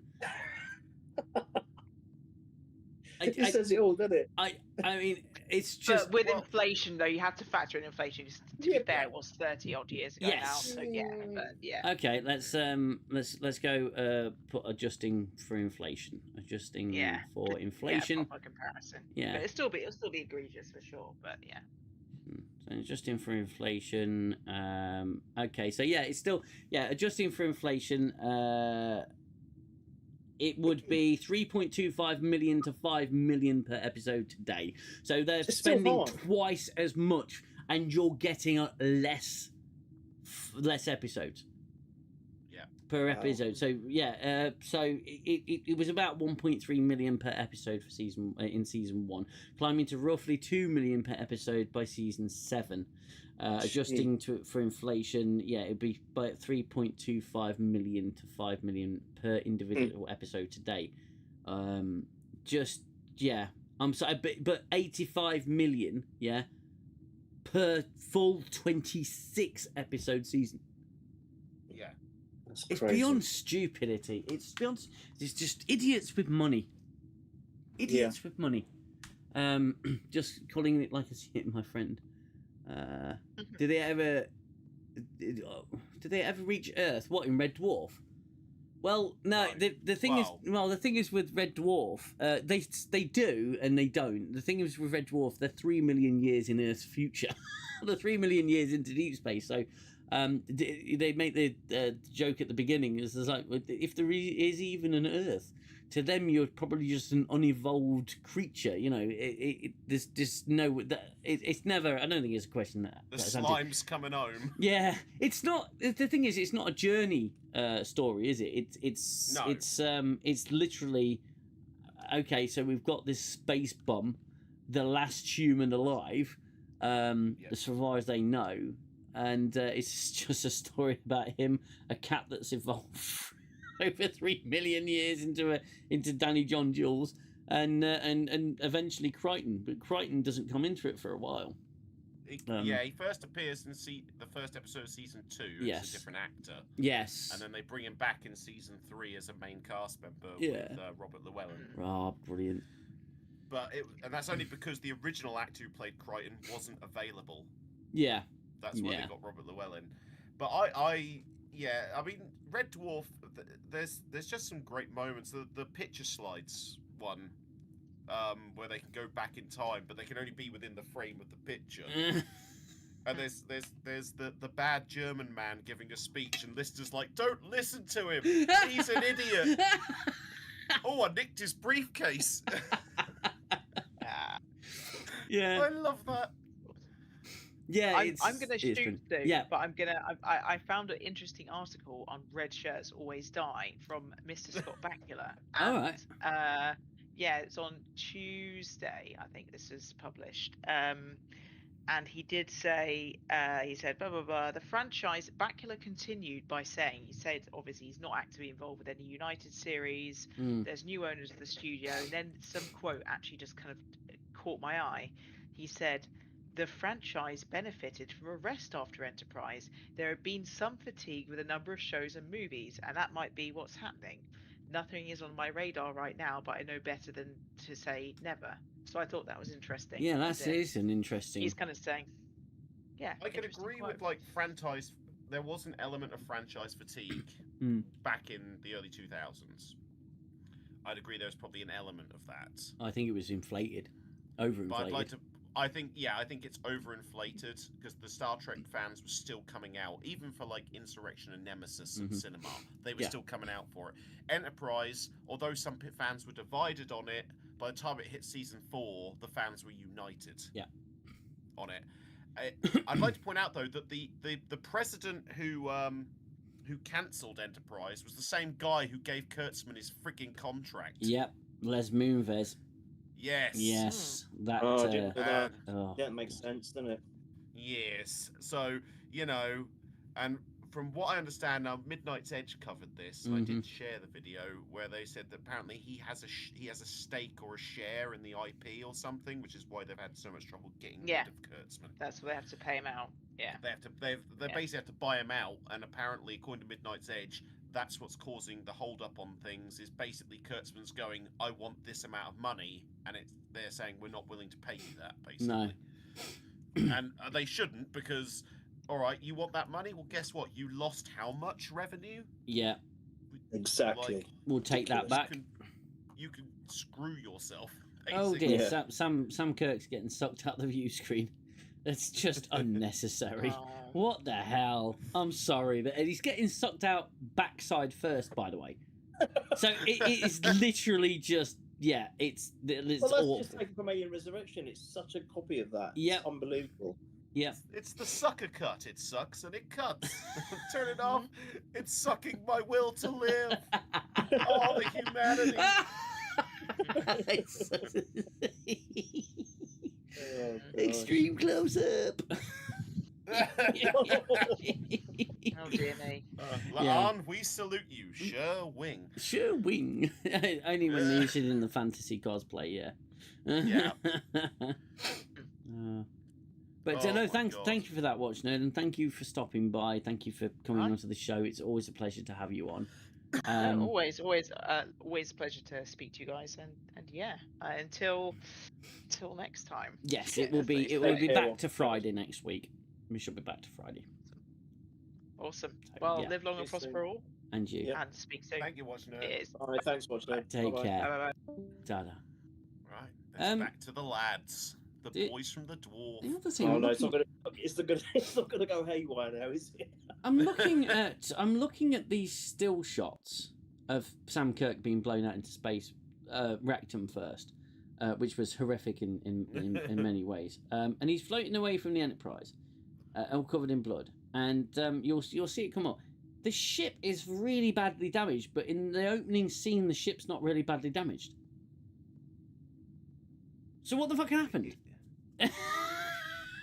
What the We don't fuck? know. They don't explain. Don't know.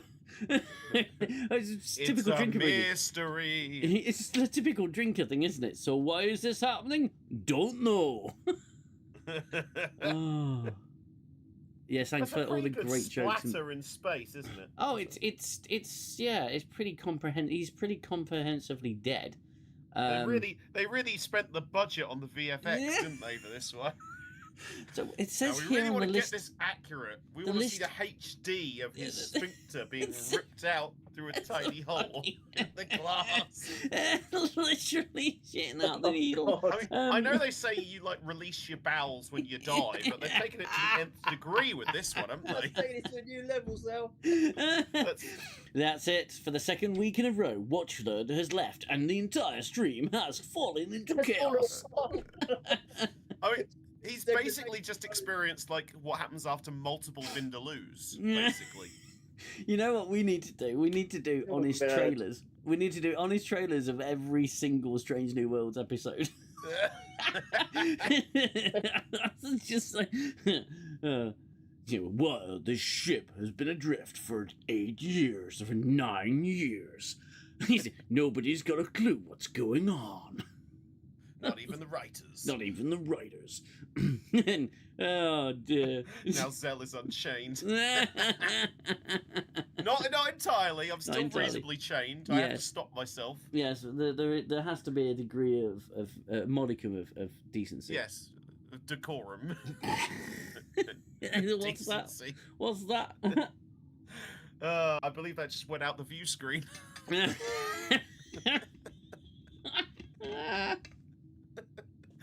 Oh my giddy aunt. Prepare for an ass-ripping time in Strange New World. Just Oh, when you dear. thought it was safe to fart. Just when you thought it was only a fart. Oh, you got that on going. It is very cold in space. Sam Kirk's My floating nipples away. are showing. Yeah. The cut through glass. Oh, sorry. Oh, I can still appreciate her. I know it was an illusion, but still, Ortega's being nearly turned inside out Yes. by the transporter. Yes. You're And beaming her into herself. It's like, really? Ortega doesn't even like herself at all? That it's causing her pain. oh, oh, Oh, And I'm how Erica. Spock has to deal with a crazy ex-girlfriend. I'm Erica Ortegas, and I can turn myself inside out. Oh my god. Oh, Erica Ortegas. Oh, what a horrible character. It's God. a shame. It's such a shame. It's such a shame because they really could have done something with this show. They really could have done. This is supposed to be the lead. Pike's 5-year mission. They really could have done some stuff. They could have even brought back more characters from the cage. Yeah. Just recasted. Yeah. And it could have worked fine. And it's just it's just disappointing. Look out! Lon's got a knife. I was really looking forward to this show, Xell. I really was. I was thinking this is gonna, because I liked the concept when we saw it on that shit show Discovery, and I thought this is one shining light in this crappy series with an even worse lead character. But I thought this is great, and I think that's why I kind of liked Discovery at that point, not because of Discovery, but the fact that they introduced Pike's crew. Pike was the best thing about that second season. Yeah, Yeah. he was. It's like finally somebody competent is on this bridge. Yeah, and they've completely twisted him to become dithering, and I'm not quite sure about what decisions, and that's when he is on the bridge. Half the time he's bloody cooking his flipping quarters. It's Exactly. a joke. Ortegas flies the ship. Yeah. Pike feeds the crew. Yeah. and why was it in this episode? I still haven't got it. Does Lan currently outrank Spock and Kirk, because she was just bossing them all around on that away mission, and I don't get it. I don't understand. Does she outrank them? To quote a movie, Spock's putting the pussy on a pedestal. And Kirk, I don't know. I do not recognise this guy as Kirk. I don't recognise his authority. And I don't even know what he is. Well, and that's not me having a pop at the actor at all. It's because of the writing. It's all the writing. He is not Kirk. Even as a younger version of Kirk, he's not recognisably Kirk. No. This is where I thought Christopher Pine did actually not a bad job. Like I was saying, the Kelvin tie line gets so much stick, but actually 3 or 4 of the actors that played their counterparts, I thought did a really good job. That was the redeeming part of those films. The cast, my favourite is Carl Urban playing McCoy. You're brilliant. Oh, and he even got the facial mannerisms. Yeah. Good God, and man. Zachary Quinto did an actually okay job as Spock. He still wasn't Leonard Nimoy, but he still did an okay job. Better than Chris Pine did an amicable Kirk. Yes. Even though the stories and scripts were not amazing, you could at least believe that they were the characters. Correct. Right? Exactly. But with this is not recognisably Kirk. And I'll tell you who I also liked on the Kelvin one was the guy who played Pike. I thought he was really good. Bruce Greenwood. Sorry? Yes, Bruce Greenwood, that's it. I thought he was actually a good Pike. Yeah. I really liked him as Pike. He still ends up in the chair rather prematurely. Yes. Yeah, exactly. Yeah. Wait, he doesn't end up in the chair, does he? He does. He does in the first wheelchair. film. In the first film. In the second film, he ends up slightly dead. He ends up a bit dead, a bit worse. Yeah, a bit worse. Yeah, that's it. Simon Pegg was rubbish as Scotty. Yeah, I agree. Yeah, Simon he was Pegg awful as Scotty. Yeah, that was the only one I didn't like, was Simon Pegg as Scotty. I thought they could have picked any other actor for the role. Yeah. Anton Yelchin did quite a good job as well, I thought, of Chekhov. I quite liked. May he rest in peace. I know. It was tragic.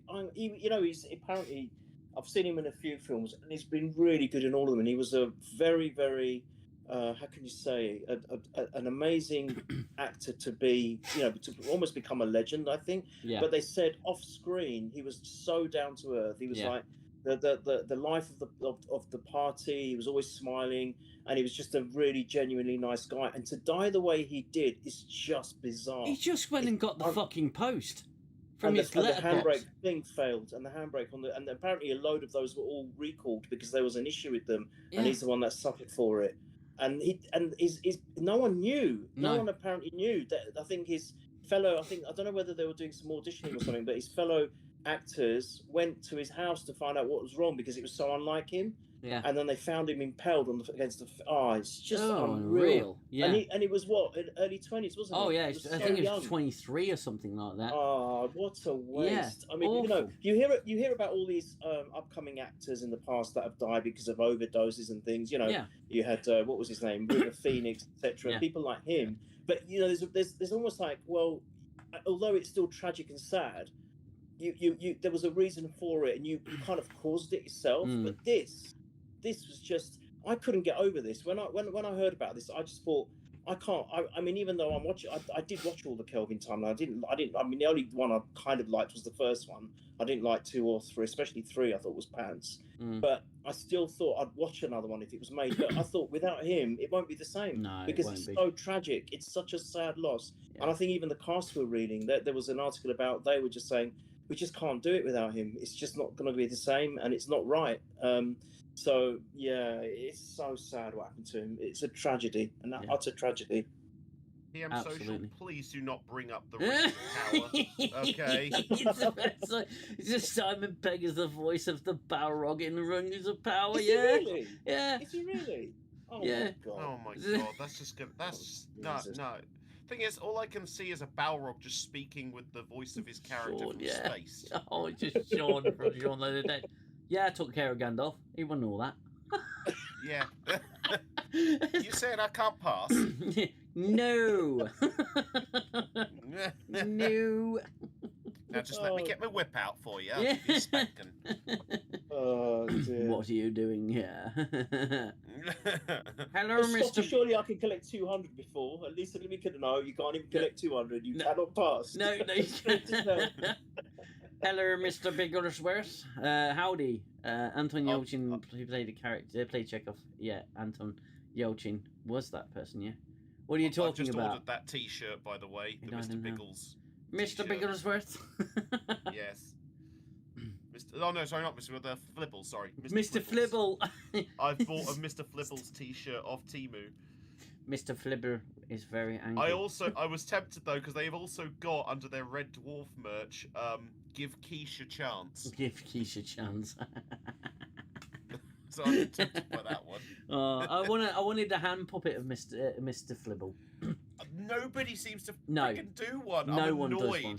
No one does a Mr. Flibble. Because I was genuinely going to dress up as a fancy dress as psychotic Rimmer with Mr. Flibble. I couldn't do it, so I just went as Sean from Shaun of the Dead. But it was even that episode has a more scientific explanation than this one. Oh. I could have lived with like the Griffin being haunted by Psycho Rimmer. Yeah.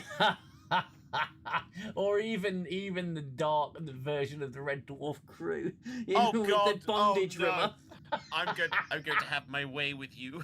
I'm going to have you. Oh God, that was so funny. And it just bondage versions of the SNW crew. Oh my God! Imagine it. Oh, it's so messed up. Pike with his freaking knives and a spatula. Come here, I'm going to spank you. And then I'm going to have you. Oh, no, it's wrong. Red Dwarf is amazing. It's such a good show.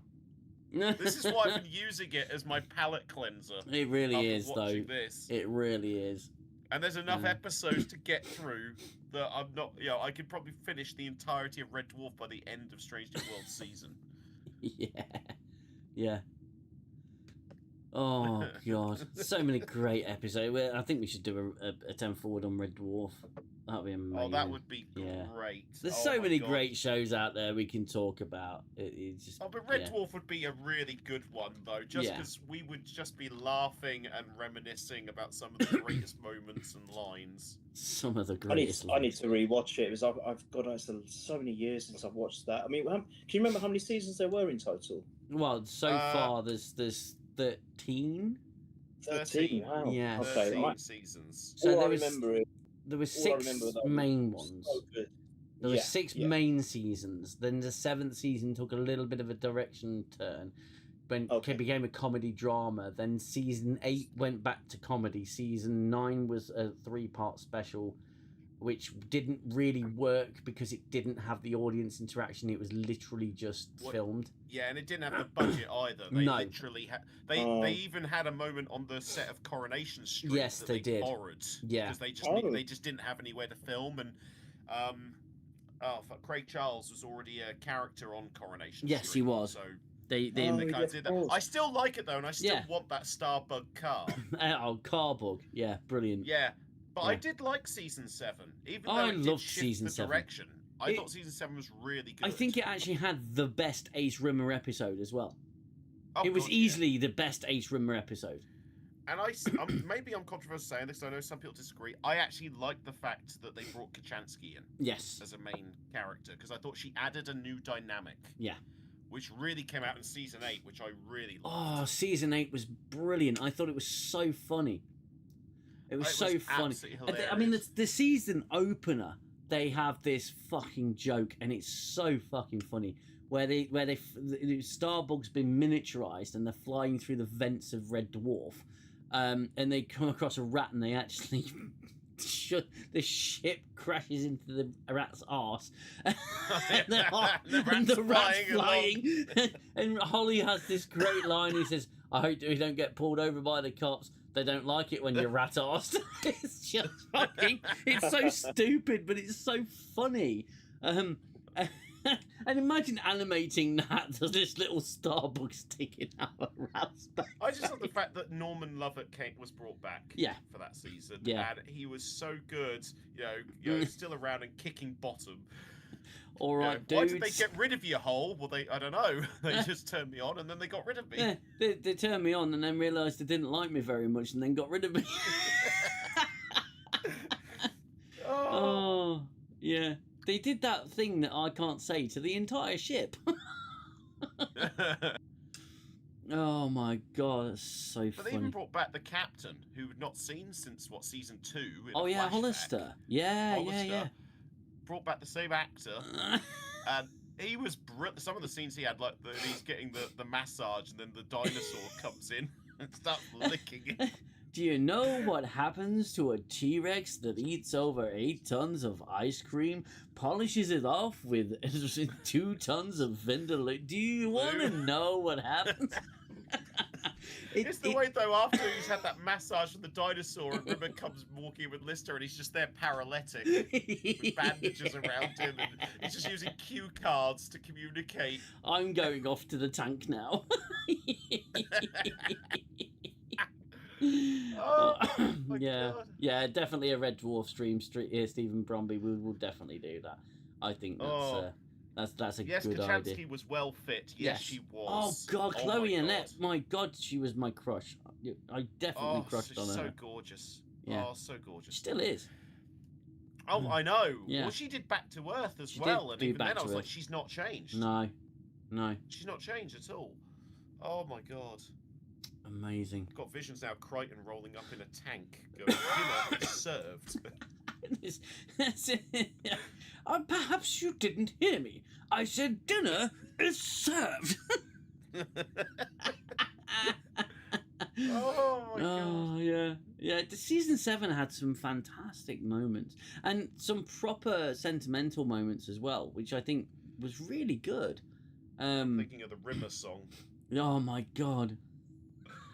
Oh. He's Arnold Rimmer, more reliable than a garden strimmer. Without him, life would be much grimmer. You will never need a Zimmer. It's fucking brilliant.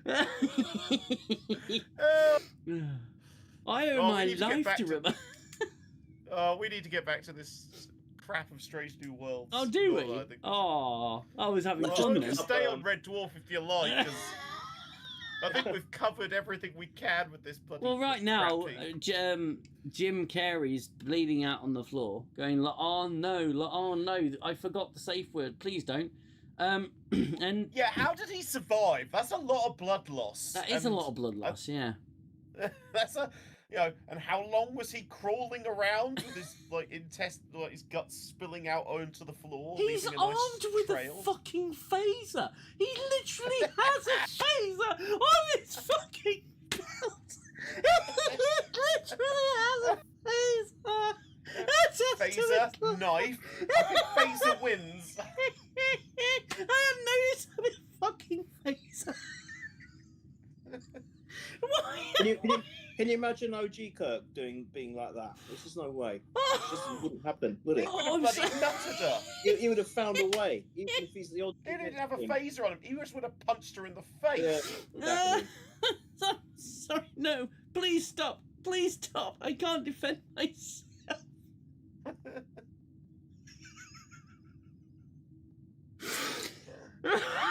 Oh God! Talk It's about the so things you just stupid. noticed. Fucking face.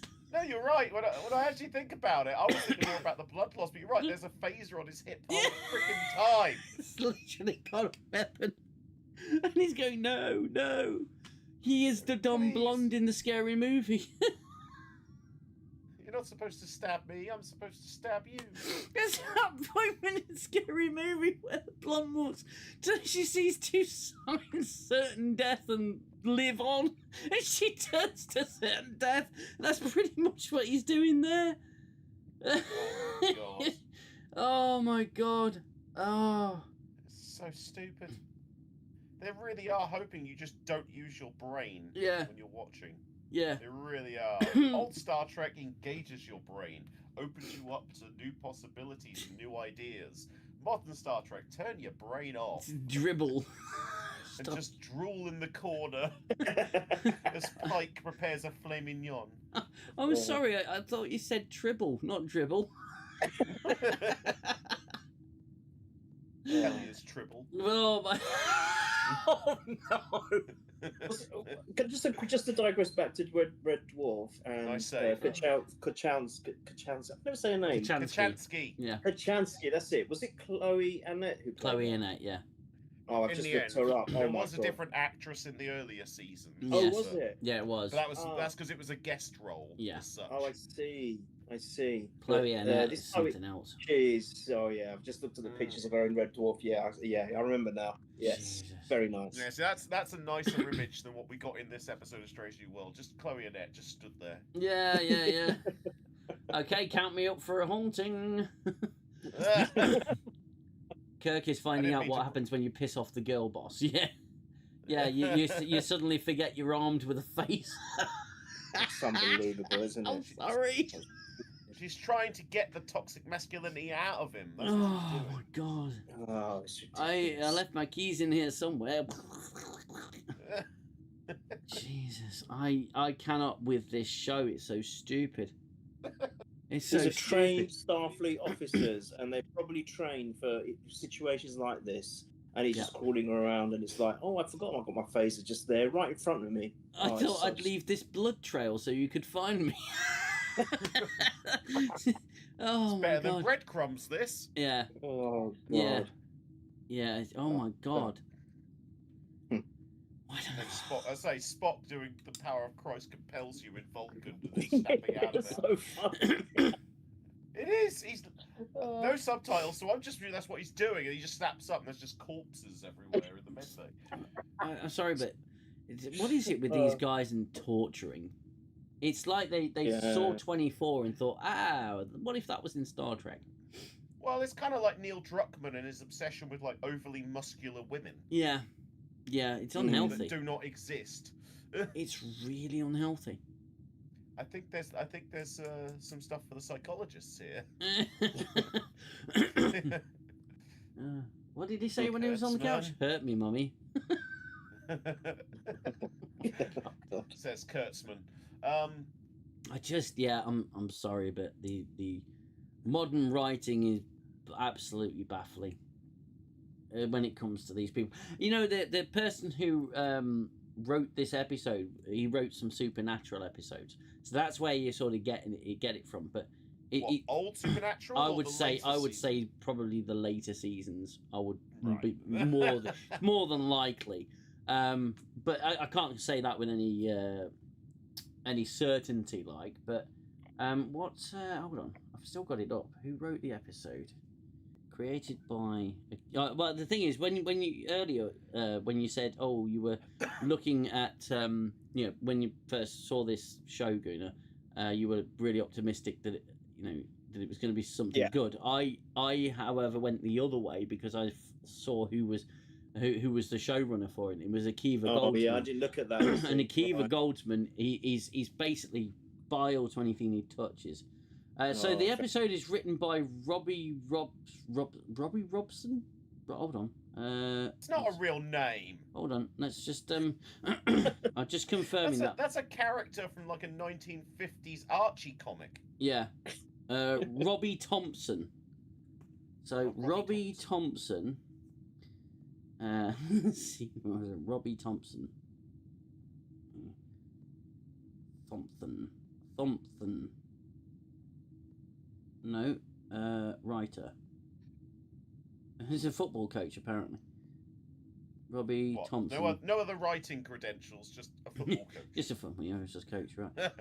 Known for Strange New Worlds, The Winchesters, and Supernatural. Okay, so that failed show, The Winchesters. That failed. Oh god. Writer from season 8. There you go. Co-producer. Sorry, hold on. Let's co-producer. So he's a co-producer of Supernatural. Co-executive producer, not a writer. And he was involved in that failed spin-off as well. Writer, previous. Here we go. No, he was a writer. Sorry, executive story writer for 38 episodes, season 7. Yeah, so after it got shit. Oh god, season 6 and 7 are like the worst. Yeah. With the whole Leviathan. Oh, the Leviathan bollocks, yeah. Yep. Cursed the Wind. So he's a horror writer. Okay, so they brought in a horror writer, not a Star Trek writer, a horror writer. The horror was in the writing. Yeah, the horror was in the writing. Exactly. And he's also written some episodes of the Woody Woodpecker Show. Oh, there's some real freaking. Oh my god. Yeah, excerpts written by Perfect Jericho. for Star Trek then. Brilliant. Yeah, no, not a Star Trek writer, but brought in to write one episode.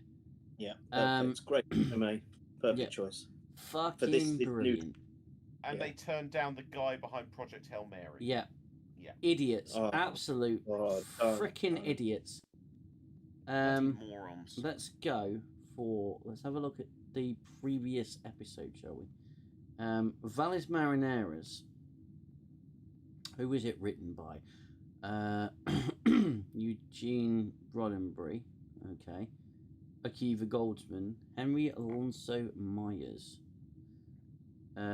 Oh, look, Ugly Betty. An Ugly Betty writer. Yay, because that's exactly the same thing.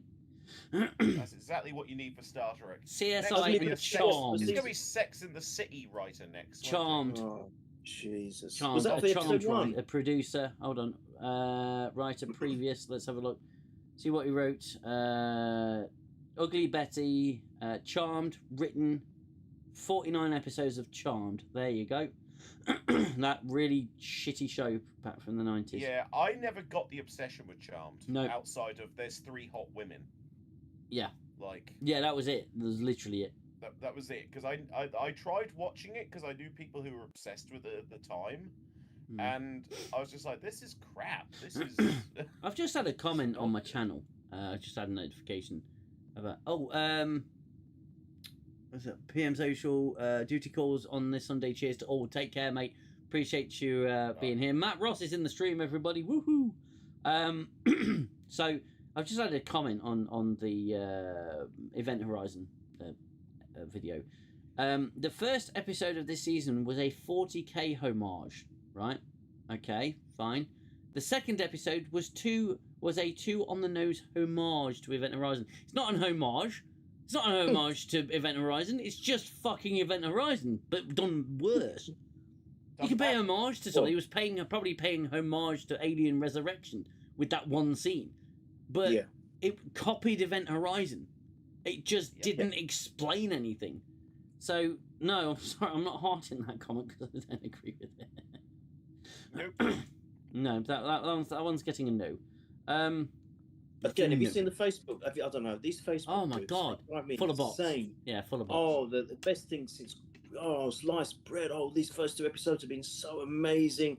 Oh, it's just incredible. What a brilliant spin on Event Horizon. Well, brilliant spin. It's insulted the whole film. Yeah. What are you talking about? This is why I'm glad MySpace is coming back. Mm-hmm. Oh, is it? I it heard really? that today. Yeah, they're bringing it back MySpace is coming back.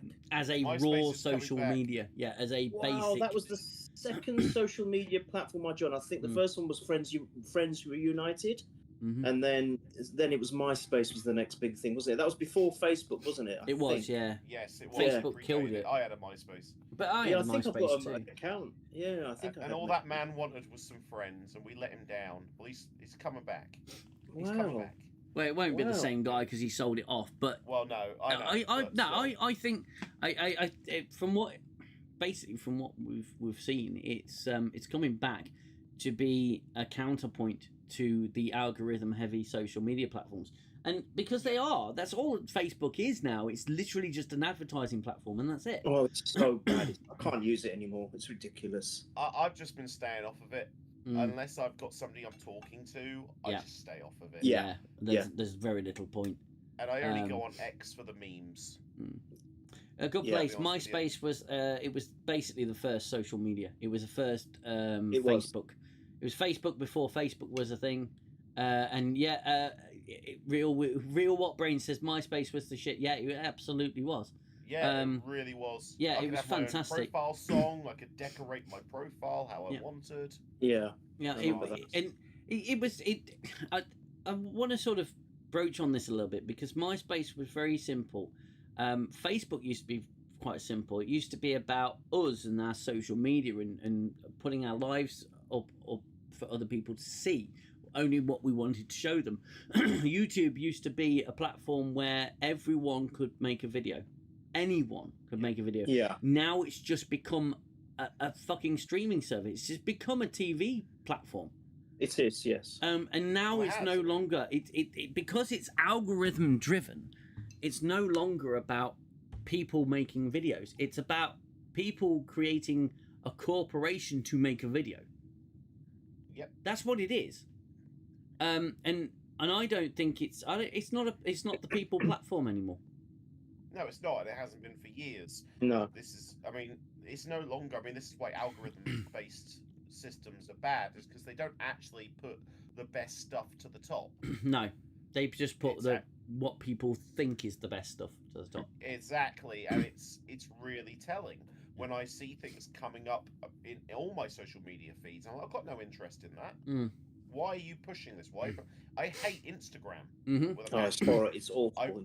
I only post occasionally on there, and it's just usually pictures of like either music related or family related. It's very little. Yeah. But the stuff it tries, the amount of bloody women it Oh, tries the to throw porn. at me. Yeah, it's just insane. It's soft And porn. I'm like- Instagram is soft porn. That's Yeah. what it is. Yeah, it's like, why are you throwing? I don't care who this bloody tart is. Mm. Why have you recommended me this bimbo? And you notice a lot of shorts are actually just clips from movies that were explained by some retard. Yeah. Or an AI voice. Yeah, and they this don't even character, get the what he's names actually right doing. half the time. Yeah. And it's just adverts for him gyms and stuff like that. Some fancy new piece of gym equipment. Gym equipment, yeah. What was it? There was something. There was one the other day, and it said something. It said a word so fundamentally wrong. It was so basic as well, and I just went, oh, for fuck off, seriously, with the AI bollocks. Yeah. And it's again, AI is permeating everything. And just 3 weeks doing this for 2 seconds a day will transform you from this to this. Yeah. I'm sorry, right. but there's a way to get rid of visceral fat. Yeah, it's get up early in the morning and it's drink some fucking concoction and go for a walk, because that's when your metabolism is going to do its job, is early in the morning, and then you do a little bit at night, and That's how you do it. You don't have these miracle fucking pills or this miracle piece of gym equipment that you can throw all your other gym equipment away. It's like, no, get fucked. Well, this is why I've been going to the gym 3 times a week, because I'm really trying here, and I've even like got some stuff like dietary wise, like certain foods and that in to sort of have, and I've got like protein stuff and what have you. You know, because I've changed my diet to more protein based. Because I'm really trying to kind of like get myself back to what I used to be. Yeah, and I said to the missus, my mission is to get a 6-pack, and not necessarily keep it, but it's to get it. Get one, and say I had a 6-pack, and to say I'd be able to do that, and to have upper body. I wouldn't care if I lost a 6-pack. I'd like the upper body strength, and I'd like to keep that. Yeah, 100%. Yeah, and it's great. And I'll tell you what, I feel fantastic after I've been to the gym. I was there the other night for like an hour and a half. Oh, you hurt, but it's a good pain, isn't it? Yeah. The endorphin highs, you can't beat it. You can't beat that endorphin high. You feel like you're on top of the world when you walk out. It's unbelievable. Yeah. Now, I'll be honest, my reasons are a bit vain. It's not just... it's I want to look good to myself. Yeah. And I want to look good for my wife. Yeah, exactly. Simple and I want to do the same. I'm sick of tired. I mean, my barometer for I'm putting too much weight on is when I get out the shower, my arse hits the glass and my front hits the glass. I'm getting through the aperture. That's when I know I've got too much weight on, and I need to lose it. It's the dad bod. I'm like, it's the dad bod. Yeah, I want to get rid of it. The thing is, as you get older, it becomes harder. Your metabolism slows so down. hard. You've got to work 5 to 10 times harder. You really do. I mean, I've recently started again at the end of May after a massive hiatus away from it for X reasons, and it's hard work. You know, it's taking time. Yeah. And but just from sheer hard work, I'm one that I don't take all the proteins. I don't do all of that stuff. But I'm working hard, and I've tried to improve my diet. I've cut all the chocolates out. I've had very little crisps now, and snacking and stuff like that I've cut out. Yeah. And I've already lost almost a stone in 9 weeks, and that's through just hard work. I don't take pills, I don't take injections, I don't believe in all of that shit. No. But I have realised that when I was 20, 30 years ago when I was doing it, I could lose the weight a lot quicker. Now it just feels like it just takes forever. Yeah. But as long as you're making incremental steps, that's the main thing. Yeah. Well, this is the thing. I mean, I've been doing it now for about 2 months. I've been on this, and I've already started noticing a difference. Yeah. Yeah. You do. It's minor. Don't get me wrong. I've still got like the dad tire around my waist. Yeah, the dad tire. Yeah. That's it. Yeah, that's the way I just got my love tire, as I call it, affectionately. Yeah. But that is now starting to go down. Yeah. Already. Yeah. I mean, my metabolism's odd because I have hyperthyroidism, so my metabolism is a little bit sort of like it goes quite. I've got quite a fast metabolism. It has slowed down a little bit with age, but I've still got an unusually thing. But that, I've got other things for that. Other workouts. Well, I wasn't actually suggesting that. I was more I was. I know. It's fine. Yes, I think that's implicit. Daily, nightly, ever so rightly. Yeah. But I just want to look good for myself because I looked at myself when I first got married and I was still in really good shape. And hell, when I was 18, I actually had a 6-pack because I was playing like 2 sports and I was exercising regularly. When you you're a little bit younger than I am, aren't you, Xell? So yeah. And Gooner, you're a little bit older. I'm actually the middle child here. But it happens at a certain age, especially if you become a parent or you're busy with work or something like that. You do keep the pounds off, but there is a point where it just happens. And for me, it was when I hit 40. It was just a case of, oh crap, what's going on? Oh, I've got grey in my beard now, and I'm getting grey down the side of my hair, and I've got love handles. What the hell's going on? And it's just age, and you realise that you can't eat like you're 20 years old anymore. If you have my lad, Mini DM, who's on the Hail Mary stream, he is superb at cooking. He is brilliant. He's the kind of kid that will give you a heart attack by the time he's 50, because his food is so succulent and oh, it's gorgeous. He makes the greatest burgers, the most wonderful stroganoff. He's 15 and he can cook better than I can. Great. But he's also the reason I'm not losing weight. Yeah, I think. Look, I think we all do it for different reasons. Like, for example, Stephen just put in the chat there about he'd rather save up for a bomb, do that. Whatever it takes. It doesn't matter. It doesn't necessarily have to be at the gym. No. It doesn't necessarily have to be about pulling weights. It's about just being active. Yeah. And I think, I mean, personally for me, it was different to you, the new DM. For me, between 40 and 45, I was at my strongest and my fittest. Yeah. It was one of those things. Then I had that severe back injury, and then that's just basically put me back for life, really. So I had to adapt a lot and change how I did things. But again, for me, like Xell, you've got your reasons, and you want to look aesthetically good. For me, it was never about the aesthetics. It was just about feeling good and having that confidence, just be like as much as I could, and feeling happy. And the way I get that is from doing activities and predominantly from the gym. I can't play the sports I used to play anymore again, because if I do anything to tweak my back, that's it. It's game over. Yeah. Oh, don't talk about that. Jesus. Yeah, I used to play a lot of squash, badminton, and things like this. But with squash, especially when if you do the twisting movement, especially doing the backhand, I could easily tweak my back, and I can't afford or risk to do that. So now, really, for me, it's just walking, as you said, gym, and doing lots of cardiovascular stuff. But everyone has a different thing that they enjoy. As long as you're doing something active, I think that's the main thing. But it does 100% as you get older, when you hit that, whatever it's, everyone's different as an individual. But when you hit that certain age, my God, does it hit you so fast? You don't even realize. If you're not being consistent and you're not doing anything, you can spiral so quickly. And I can say that because I've suffered it from its personal experience. I'm only 5'6", and I went up to 16 stone. So I've lost a stone, so I'm just over 15 now, and I want to get back to my weight, which was a good ideal weight for me, was about 14, between 14 and 14 and a half.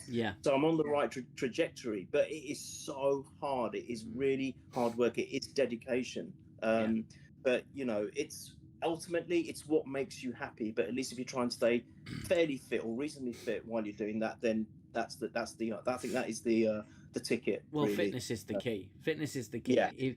And a lot of people, I mean, it's just turned into a bit of a self-help course, hasn't it, really? But you forget Strange New Worlds. We're talking about fitness now. We're talking about good things that will affect you positively. Strange New Worlds doesn't do that. True. But it's that will put on the pounds. Absolutely. Yes. But it's a vicious cycle that people get into, and then what I find is the worst attitude to have is the excuse-a-thon and the victim mentality. I'm a victim of my own genetics. No, you're not. You're just not getting up out and about. You're not doing enough exercise. You are doing it wrong. You need to do it right. If you want to lose weight, you need to do it correctly. And a lot of people, it's defeatist attitude as well. Though a lot of people will go for that instant gratification of going, I went to the gym. Hang on a minute. Why don't I look good? Because you're not being consistent. It takes a lot of work. If you look at Chris Hemsworth as Thor, do you know how long it takes him to get that buff? It takes months of protein, of weight training, for 4 hours a day at least to build that kind of. Can I just add a caveat to that? I agree with you. Because I think he does his own videos of what his sessions and workout routines look like, which is great, and I know he's putting the work in. But also, just a caveat, he probably has excellent trainers. He's got excellent nutritionists around him, and he's probably got access to the best products to eat and consume. But my point is, Gooner, even with that, it takes a hell of a lot of work. Oh no, it does. People, absolutely. So people who are sitting on the couch watching television and then complaining that they're eating really unhealthy food and are getting big. It's you're just putting unhealthy stuff in your body, and then you're not burning it off. It's poor calorie control. So I wish people would stop with the I can't do it, because it's such and it's so easy to get into that. I'm already too big. I can't lose the weight. Because it's a common flaw with modern society, Yeah. I think, to a certain degree, to look for an external reason. Yeah, instead of looking internally. I can't get ahead because of this person or this thing or whatever. Yeah. Instead of just going, and what you've raised is a good point, especially with like weight loss. It's Mm. like, even if you're just going out taking your dog for a walk, or just taking a trip out on your bike daily, that will gradually make a difference. And the instant gratification thing, I think, is part of the problem. Very much so. People expecting they want a magic pill.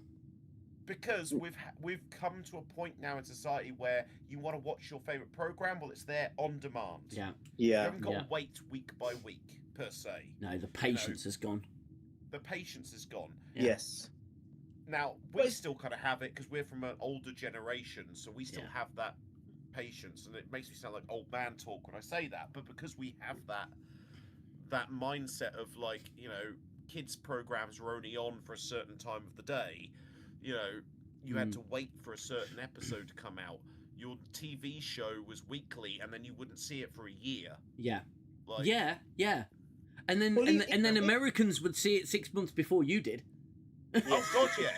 That was annoying. But we still waited. Yeah. And to be honest, it's so exactly that what you're saying. It's like with anything really. Even I remember, when I was studying in school, you couldn't just turn on a phone or a laptop or an iPad and have the answers there. You had to walk to the library. So there's an activity already there. You had to walk to the library, get a book out, or go and sit in the library and do your research there. Yeah. Or if you were lucky, have access to the Britannica Encyclopedia set. Yeah. Things like this, where you'd have to get the information from reference books to actually be able to do a piece of work, and that all took patience and a bit of hard work. Yeah. And I think that philosophy is completely gone now. Everything is at everyone's fingertips. So you're spot on. It's like there is no need for patience anymore because it's there. And I think that's the same with the modern society, with even training. If I go to these gyms and I see so many people cheating, in inverted commas, by taking the wrong substances or illegal substances they shouldn't take to become fit and strong very, very quickly, I'm thinking, that's just not natural, and it's going to catch up with you at some point in your life, and it does. That's why I laughed over the injection thing that that everyone was raving about for a while, where people were losing loads of weight from this magic injection. What's that? The Mounjaro jab? I think it was that, wasn't it? Yeah. It was that, or was it Ozempic as well? Ozempic, I think I've heard of. I think if you look at a lot of TV stars now, you can tell they're all on it. Yeah. You can tell. Who's the one dead. I was going to say someone died, didn't they? Yeah. They don't look healthy. Yes, they've lost loads of weight, but they don't actually look healthy because it's been done artificially, and the weight's just stripped off them so quickly. I'll tell you who I've noticed. I don't know, you know, the guy who does Deal on L Deal, Stephen Mulhern or something. Yeah, and I'm not saying. Oh, is that who's doing that now?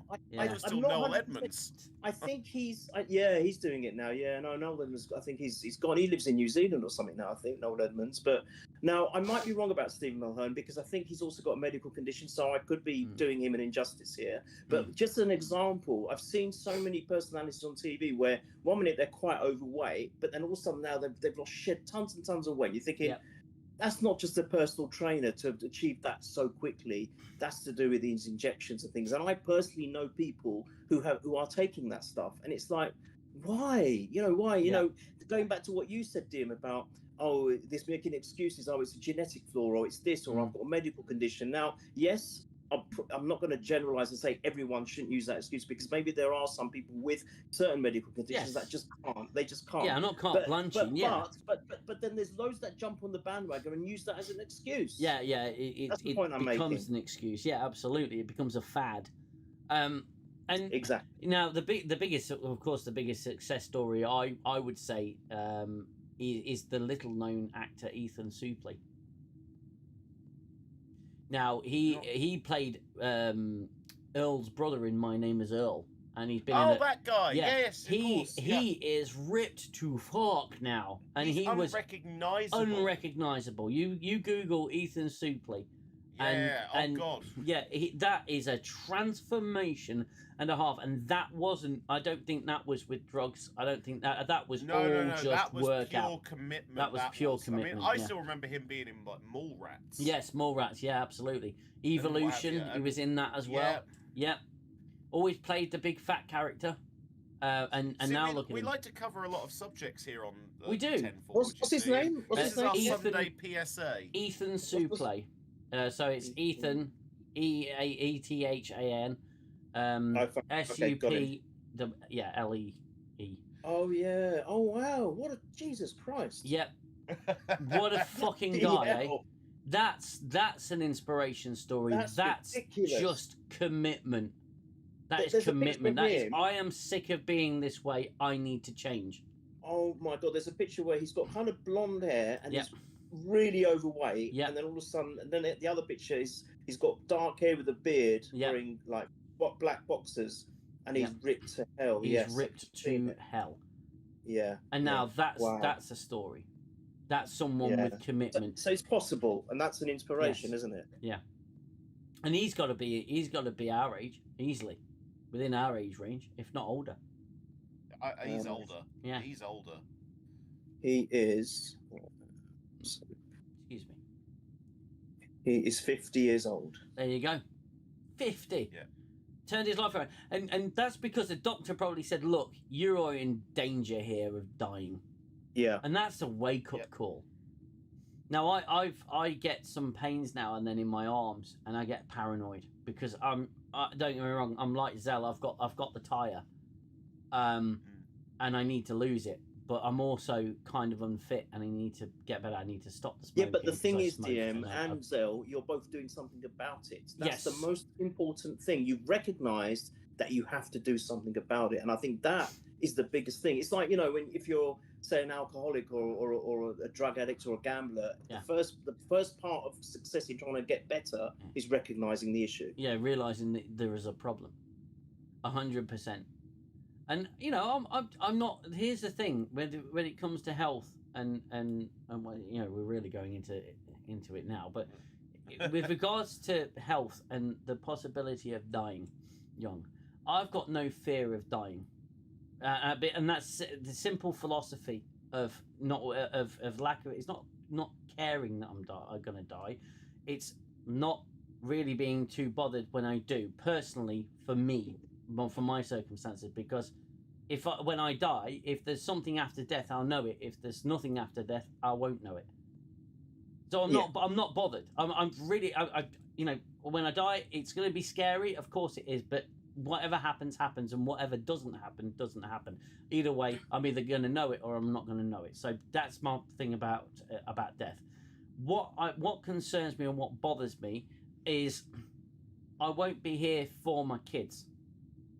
Yeah, of course. I won't be here for my wife, and she swears blind she's going first, and she says she's going first no matter what. I says, well, you may not have a choice in that, you know, because life doesn't work that way.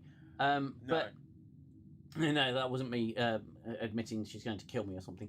But it's well, part of my fear was the fact of I don't want to be so unfit that my wife unintentionally kills me. Yeah, exactly. Yeah, ridden to death, literally.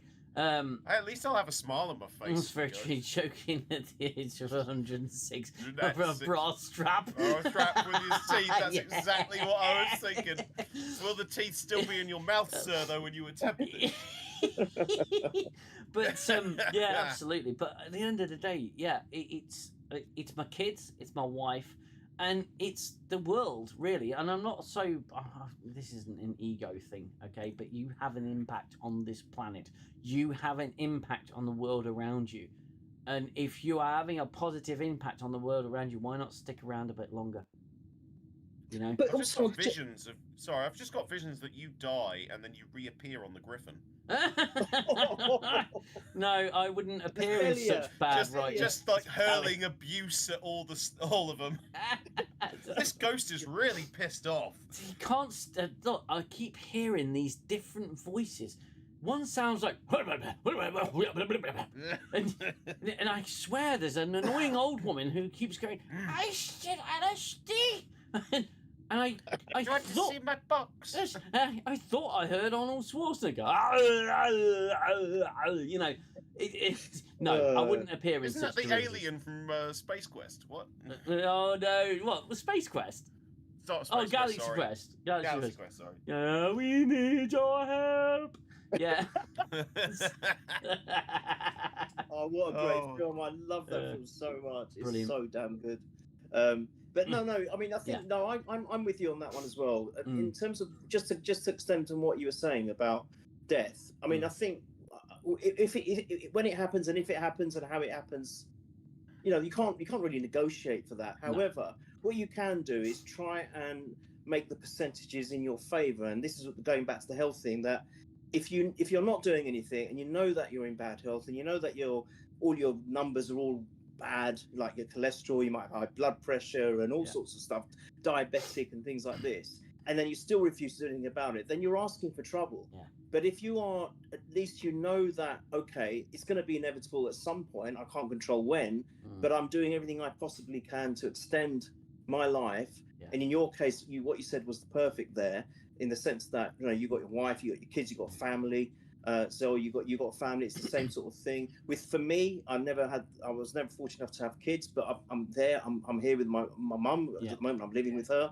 And I say that, look, if I was completely on my own and something happened, it wouldn't be so bad. Yeah, people that know and love me, friends and other family, yeah, fine. But I don't at least have that situation where I've got kids. But I still want to do everything I can to increase my percentage of survival, if that makes sense. So that's why I know I've got back on the health regime, and I'm trying my best to you know, at least control the numbers, if not, like, you know, have the ability to keep them as low as possible, but at least have some sense of control, because that is in my control and that is in my power. By doing nothing, then it's almost like a resignation. Yeah. And I think that's where people fall into that trap, and I've been there, so I can say this. You fall into that trap and you just think, oh, sod it, you know, and you can't get out of it. It's very, very difficult. You get into a very dark place and it becomes very difficult. But once you've done that first piece of activity and you get a taste for it, it's almost like, wow, you've got like a new lease on life almost. Yeah. So I strongly suggest to anyone who might, I know this was a Strange New Worlds thing, but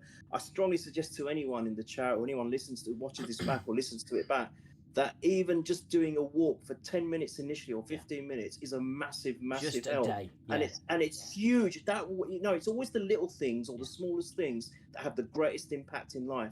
And even if you just do that in the morning, you're well on your way to maybe, you know, opening the gates to so much more. And the benefits are huge. I feel so different within 8 weeks from what I was before. I've had conversations with you, DM, you know where I was. And the problems are still there, but because I'm doing this now, I'm in a better place to deal with those problems, if that makes sense. Well, it gives you the ability to solve the problems that are solvable. Okay, so for example, you have, for, you know, hypothetical situation, a human being, adult male, mid-40s, right? Okay, got a wife and kids, got a job that doesn't like, he's got bills to pay, he's overweight, he's stressed, he's run down, he's going great, and he's depressed. Okay, what are the things that he can control in that situation? He can control his weight. He can go out and get exercise and start gradually working out a little bit. Just get that exercise, getting the escape from the situation, just that little reprieve, that mental release of stress. He can, you know, which then clears his head, which then makes him less tired, which then improves his clarity and his ability to for cognitive processes. Then he can start working on the problems that are in his life. He can start thinking about, right, how do I get out of debt? What are the problems that I have that I can solve? And this is where people get very, very depressed about the world, because they think they get so stressed, and especially the young. The young are so susceptible to this. Young as in like 20s. Where they go, there's so many problems in the world. What do we do about it? We can go protest. We're going to do this. We're going to do that. It's like, you are worrying about things that are out of your scope of control. Correct. Worry about the things that you can fix now. Be the change you want to see. Exactly. And it's amazing, really, because when you change the way that you behave, the way your behaviors change, okay, and you start thinking about more positive things. And I'm not talking about woo-woo stuff where, you know, I can imagine myself being happy, therefore I'm happy. No, it takes real work to change, okay? It's a universe based on a set of physical laws that you can't break, but you can push through them. You have the power. If you've got a dirty house, as in your life, just in general, there's only one person that can clean that up, and that's you. You roll your sleeves up and you get on with it. Because Exactly. if you don't, you just sit and wallow in your own mental filth.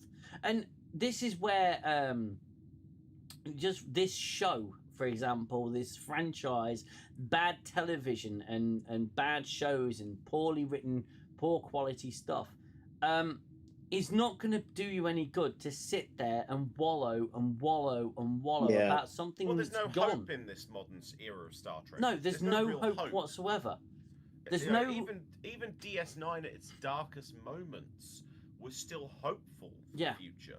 Yeah. It's still left with you with a sense of things can get better, things will get better. yeah. Hell, the whole reason Gene Roddenberry created it was he envisioned a positive direction for humanity. Yeah, Exactly. He wanted to inspire people. not dark nihilism. Which is what most of this modern era is. Exactly, and we can do nothing about this. Okay, No. We talk about it because we're public service in that sense of we draw a comparison, we give an opinion, and we suffer through the psychosis. So other people don't have to. That's a sacrifice we make, as well as other YouTube channels do. But nothing, you know, just going back to what we were talking about, nothing in this world, in your life, is such a big problem that it cannot be solved with time and effort.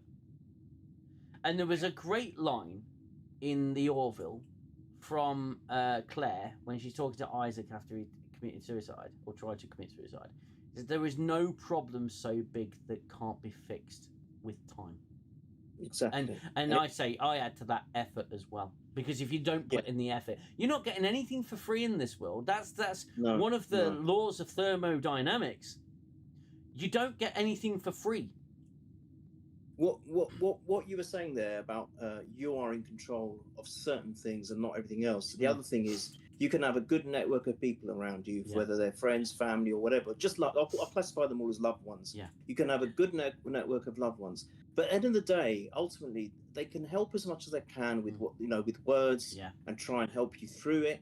But ultimately, like you said, it is down to you. For example, the analogy about cleaning the house.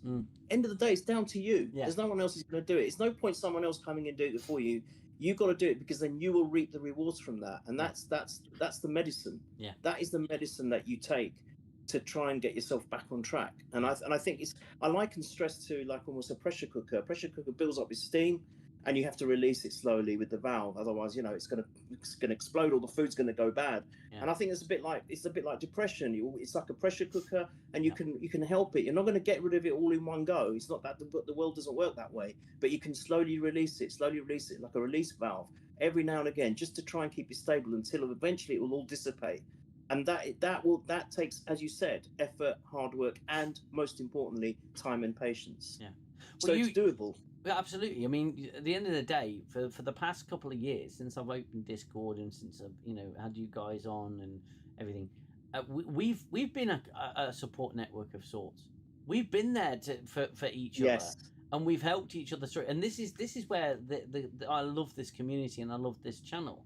As annoying as it is watching Strange New Worlds and all the shitty Star Trek and reviewing it and having to put together the videos and everything, which I do kind of enjoy, but still great shit. As much as I've done that, the cost of it has been so worth it for the friends that I've made doing this show, and it's really important. I mean, crikey, we've all got each other's mobile numbers, and we've Xell and I have not met yet. You and me have not met yet, Gooner. I've met Watch Nerd. I haven't met Reaver. I haven't met Librarian. I haven't met I've literally met Watch Nerd because we went to the same convention. But You just turned up at my house. It's fine. yeah, yeah. We will meet up, Zell. We will. It We will will. happen. It has to. But yeah, even me and Zell have regular conversations. Me, Gooner, we need to start having conversations again. But it's a good support network. It's been brilliant. I've got to say that is one unbelievable thing about how I came across your channel purely by accident. Yeah. And from there, it's just been nothing but an upward spiral. And honestly, I mean that. And I know that we've had to watch and I've had to initially when I was just watching you guys on here. We're talking about stuff which seeing something that we loved so much and so fondly loved, being completely torn apart and decimated by these absolute incompetent fools. But what came out of it, as you said, was this incredible community. Then eventually I joined Discord because I wasn't very hot on Discord. I didn't know how to use it. Remember, I used to say that to you. Yeah. But then I joined it, and then I met so many more people, and they've all been unbelievable. What you have got here is something very, very special.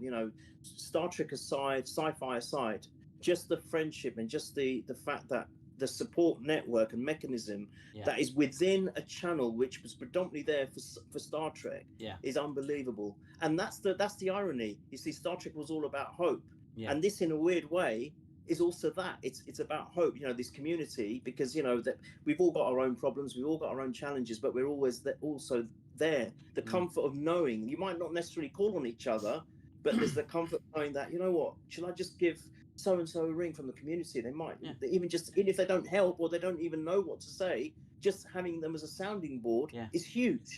If anyone's stuck in the Discord, I need to talk to someone, then we'd be there. There'd be a group of people. I mean, Reaver of Jill Sandwiches before. I mean, Reaver is a good friend of this channel and a wonderful human being. He's so great. Brilliant. He's almost completely blind. Okay, so he still plays games and makes videos. Being he sees about a fraction of what a human being can see. That's an inspirational story in itself. Incredible to me. He's such an incredible human being. And he's a lovely guy, but he'll quite often send me a message saying, "Have you got time for a quick chat?" And one day, and he wouldn't mind me saying this, but one evening I was about to go to bed and I get a message from him saying, "Can I just have a chat with you for a moment?" I went on to the voice chat. He says, "Look, I'm really struggling. I'm really having a hard time right now." And I says, "Well, how can I help? Do you want to talk about it?" He said, "No, actually, I just need your help. I'm looking through this shopping list and I can't find the ham that I need because I can't see it." So he literally screen shared his screen with me, and I found him some ham from his grocery. But it's just little things like that. That's what I said earlier. It's the smallest things that have the biggest impact. Exactly, and it's a lovely thing to be able to say that you help. People help each other. When I've been down, you guys have been there for me. When I've said, "Look, I'm really struggling with this channel now because it's having an effect on me. It's having an effect on my psyche. I get down and depressed about it, and everything." You guys have had my back every single time, and I love you for it. This is why I like making people laugh. This is why I like making jokes and being humorous and stuff like that. Yeah. Because I've seen the darker side of life. Yeah. I've seen some messed up stuff in my time, and I've been at a low point in my life. Yeah. And I don't want to see other people go through that. Yeah. And if I can help, even if it is just with a laugh or a joke. I had it recently with a friend of mine who rang me up.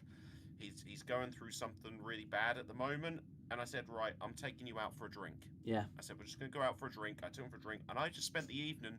He told me a little bit of what's going on with him, but I spent a lot of that evening making him laugh, talking about similar interests, just to take his mind off for an evening. Yeah. And it made the biggest impact for him, because he messaged me the next day going, "You have no idea how much I really needed that. Thank you so much." Because I am like that. That's who I am. Behind the insults and the dodgy humour. Yeah. The dark humour that I spew out at times. Yeah. I am a softie. and I will be there for anyone. I'm not. I've cruel or always seen that in capricious. you, Zell. I believe it Yeah. or not. Really? I've always seen that in Damn. you.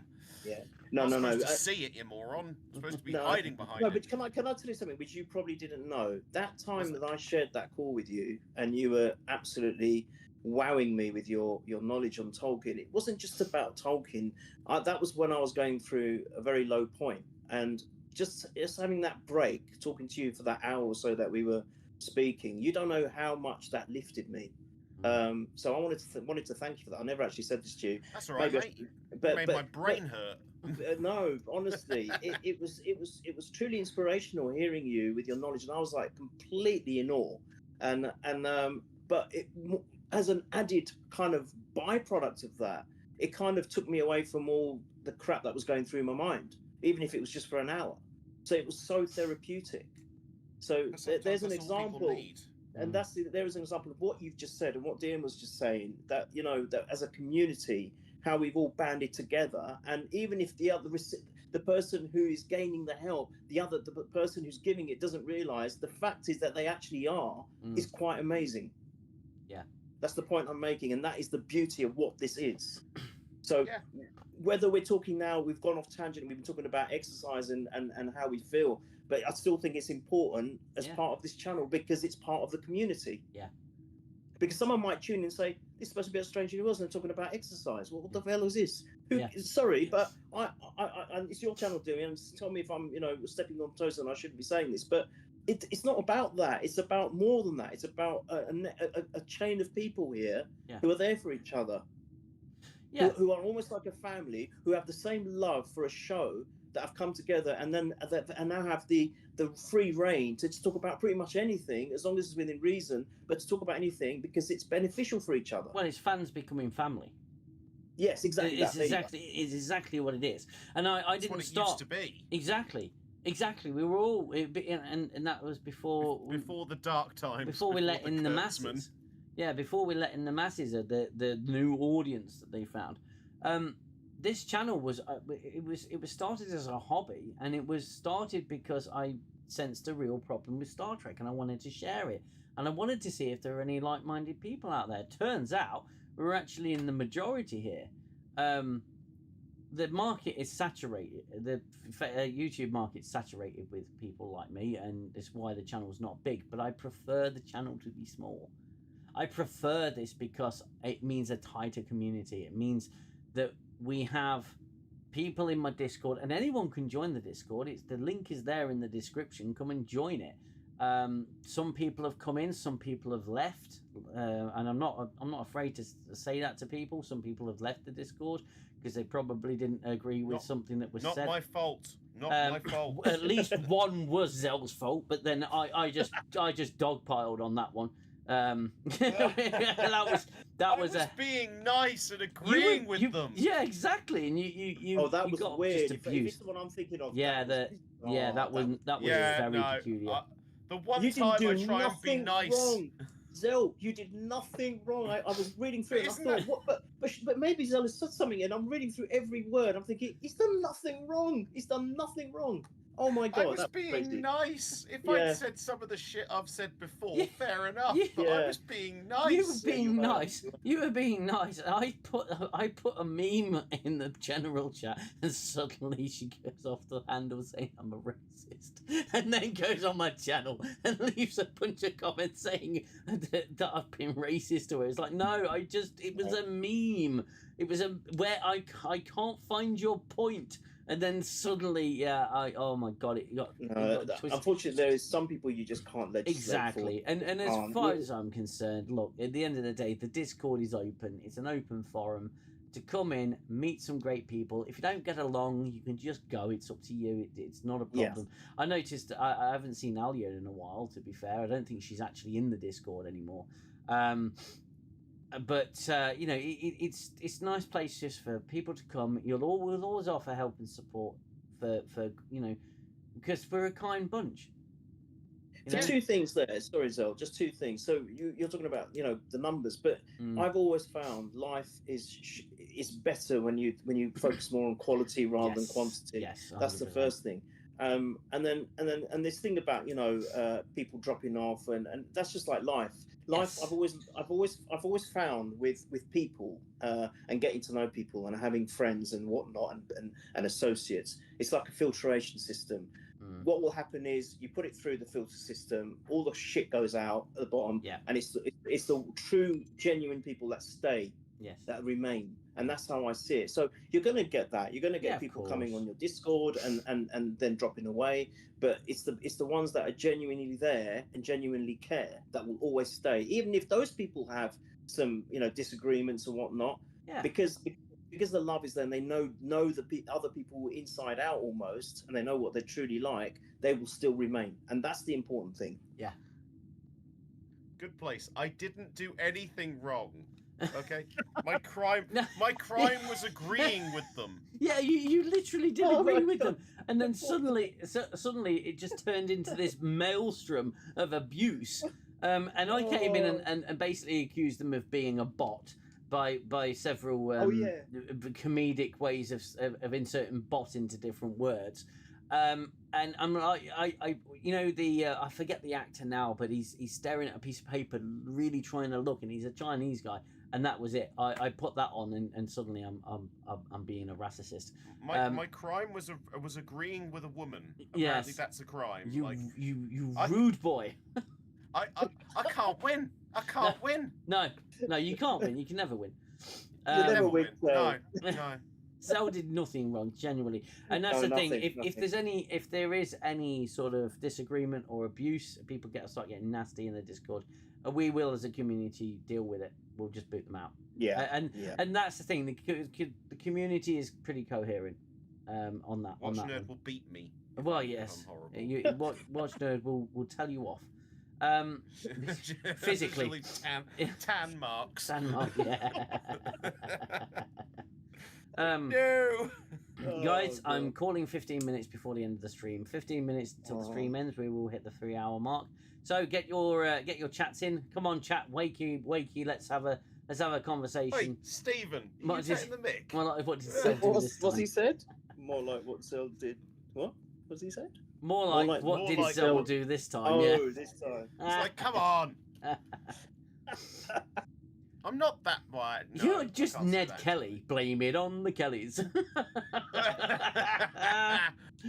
No, I was just Oh, thinking, God. like, what do you mean do this time? Then I was remembering the Acolyte streams. Yeah. I was like, Well, the Acolyte streams were hilarious.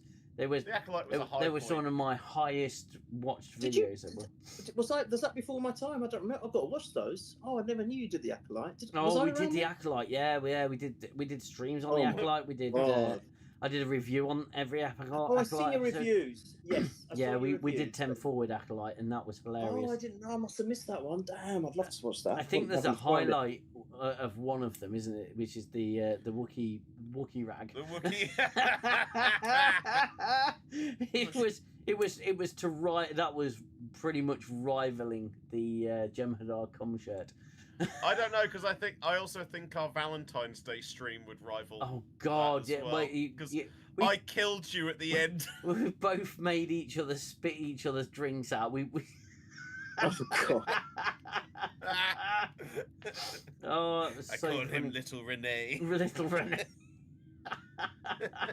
Oh, goodness me. To think they were going to do a season 2 of that show as well. Oh, my God. No. Oh no, I want a season 2 of Acolyte. I don't Yep. care. I want one. I want it. I am preaching now for season 2 of the Acolyte. Oh my It was God. just too funny. Because that's the thing. It was bad, but we could laugh at it for Yeah. being True, bad. true. Yeah, we could. And it's good therapy. Good therapy. So, yeah, get in the Discord if you haven't already joined the Discord. Discord may seem a little bit scary for people. It was for Gooner before he started. Yeah, it was. But just make, all you're going to do is click the link, get Discord, get yourself a free Discord account. Doesn't cost anything. And you can join the server. And it's literally a messaging server. That's all it is. You can post anything. I've got all different sort of categories of different channel categories. Stuff where you can post general gaming stuff, stuff that makes you angry. Others it's called Danger Man's Den of Rage. Tales from the comments section. That's something where I'll put spicy comments from my videos. You've got a section where you can promote yourselves and anything that you do, anything you want to plug. You know, if you're an artist, plug your work. If you're a YouTuber, plug your work, anything like that. Something about my other work that I do, channel announcements. We had notes for Odyssey, Star Trek Odyssey, our show that we conceived of. Anything interesting from other creators that you've got, you can post it in there.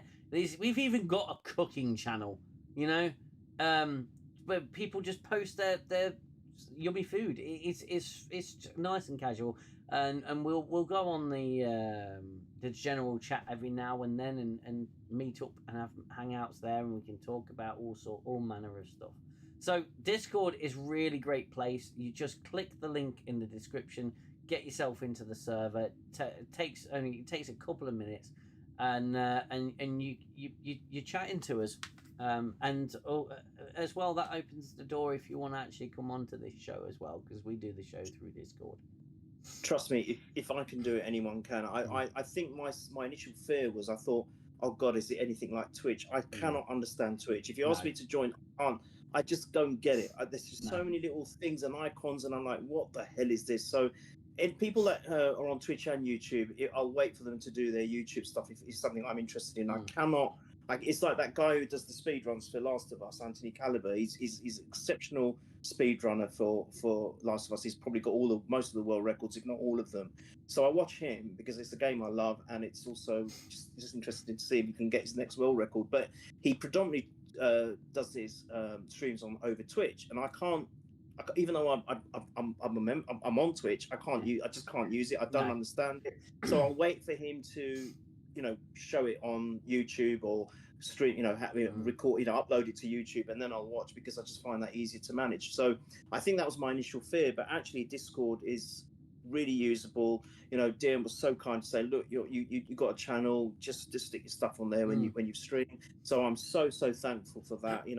I've gained some new people that come on now regularly to watch me play, because that makes it just so much more interesting, and it's just wonderful. So if anyone is having doubts, it really is quite straightforward, and I'd highly recommend it, honestly. And then plus, most importantly, you get this community where you can open up to if you so wish. You can do it in private or whatever it is. You can speak to people, and they are, take it from me, it has been a breath of fresh air, and it's been just so therapeutic at times, and it's just been wonderful. So that's my recommendation, high recommendation to give it a go. We're a wonderful bunch. We really are. Yeah, we absolutely. Truly are. Yeah. We have a good laugh. We have some fun, some jokes. We've got a nice meme section. I've occasionally violated. So with your filth. With your my filth. Oh dear. It's just so dirty. It's like Tasha Yar just got killed by it. Dirty. I'm sorry, but why is her nickname not Yasha Tar after that? I'm not going to say what's on my mind. No. No, don't go. No. Don't do it. Don't do it. I have the higher ground.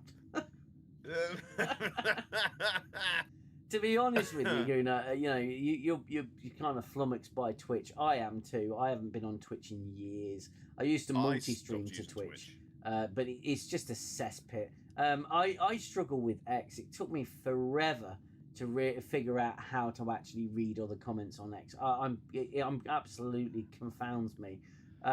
So I rarely use it. Instagram is just a cesspit as well. Facebook's become a cesspit. Awful. Yeah. Well, so Twitch is a lot like Instagram, because I'm like, why do I want to watch some bloody bimbo playing a computer game badly? Yeah, it is very much like that. So why? Just I'll just get angry with her. Like, why are you doing that? Stop jumping! That's not how you play the game. It's for the likes. It's for the likes and the that's not how the junction system works. Yeah. The other one's TikTok. No! My kids, one of my kids asked for TikTok. I said absolutely not, under any circumstances. You going anywhere near TikTok? God. You can do what you want when you're 18. TikTok. Yeah, it's awful. Yeah, my wife has TikTok, and to be fair, she watches a lot of horsey stuff. But yeah. could be in a horse Yeah. rider, but and there's some other stuff as well. It's a little bit more shady on her part, but that's just That's just but your I wife. that's just my wife. Yeah. It's one of the many reasons I love her. Yeah. But TikTok for me, I just thought it's just slop. It's Mhm. just Yeah, it's slop. awful. Ridiculous. It's And then the people Timu. get to Yeah. celebs in inverted commas as a result. It just drives me insane. You watch all these quiz shows now, and TV's like, oh, content creator influencer. I'm like, oh, do me a favor. You are not really an influencer.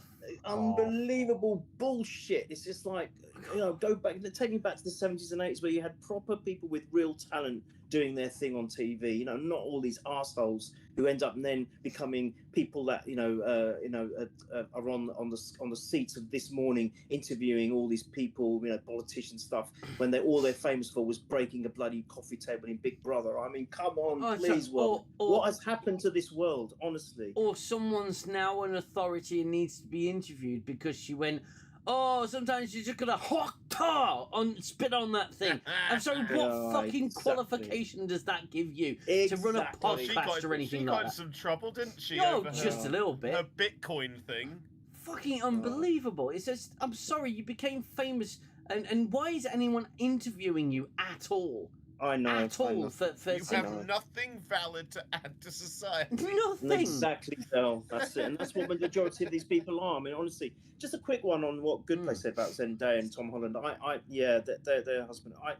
I used to like Tom Holland. I don't know. I've never liked Zendaya. I can't. No. I hate the fact that I'm one name. Oh God, what you think you're so special? You got no, you haven't got one name. You got two or three. So shut your mouth, you stupid bin. And honestly, I find both their acting. I mean, all right, he's great as Spider-Man. I think not. I wouldn't say he's absolutely brilliant. But I find they're very one-dimensional, their acting, especially her. I mean, and they're basically in everything. And I recently saw The Odyssey. They're in that, and I have to say, Matt Damon was brilliant in The Odyssey. Tom Holland's parts were dog shite, and her, for the little she was in it, same expression that she has in all the stuff she's in. Spider-Man, Dune, it's the same expression, same acting. It's just. She's a plank of wood. It's fatigue. It's fatigue with those two find for me. Well, if you want to talk about I find their chemistry akin to, I don't know, Keiko and O'Brien. Yeah. Tom Holland chemistry must suffer. Good one. That's a great. So exactly, Stephen. I agree. Honestly, who just realised we got a little over a month until a certain anniversary? That one. It's late. I'm drawing a blank. What anniversary? Give us a clue. I'm trying to think now. My 10 years anniversary. My 10-year wedding anniversary is in October. Oh, okay. I've already had my 10-year anniversary. Aye. Yeah. No. What, the 60th Star Trek? You mean? Is it 60? Is it? September, Is it the 60th? Technically, it's all year, isn't it? Yeah, but I suppose if you talk about the release of the original Cage, the first part. Yeah, it could be. That's September. I think it's in September of it'll be 60 years. And to be fair, again, what have they done to fucking celebrate 60 years of Star Trek? Fuck oh my God, all. yeah. One thing that would have been so easy to rectify is the bloody that intro with the ship. Yeah. They still kept the nacelles flat. Yeah.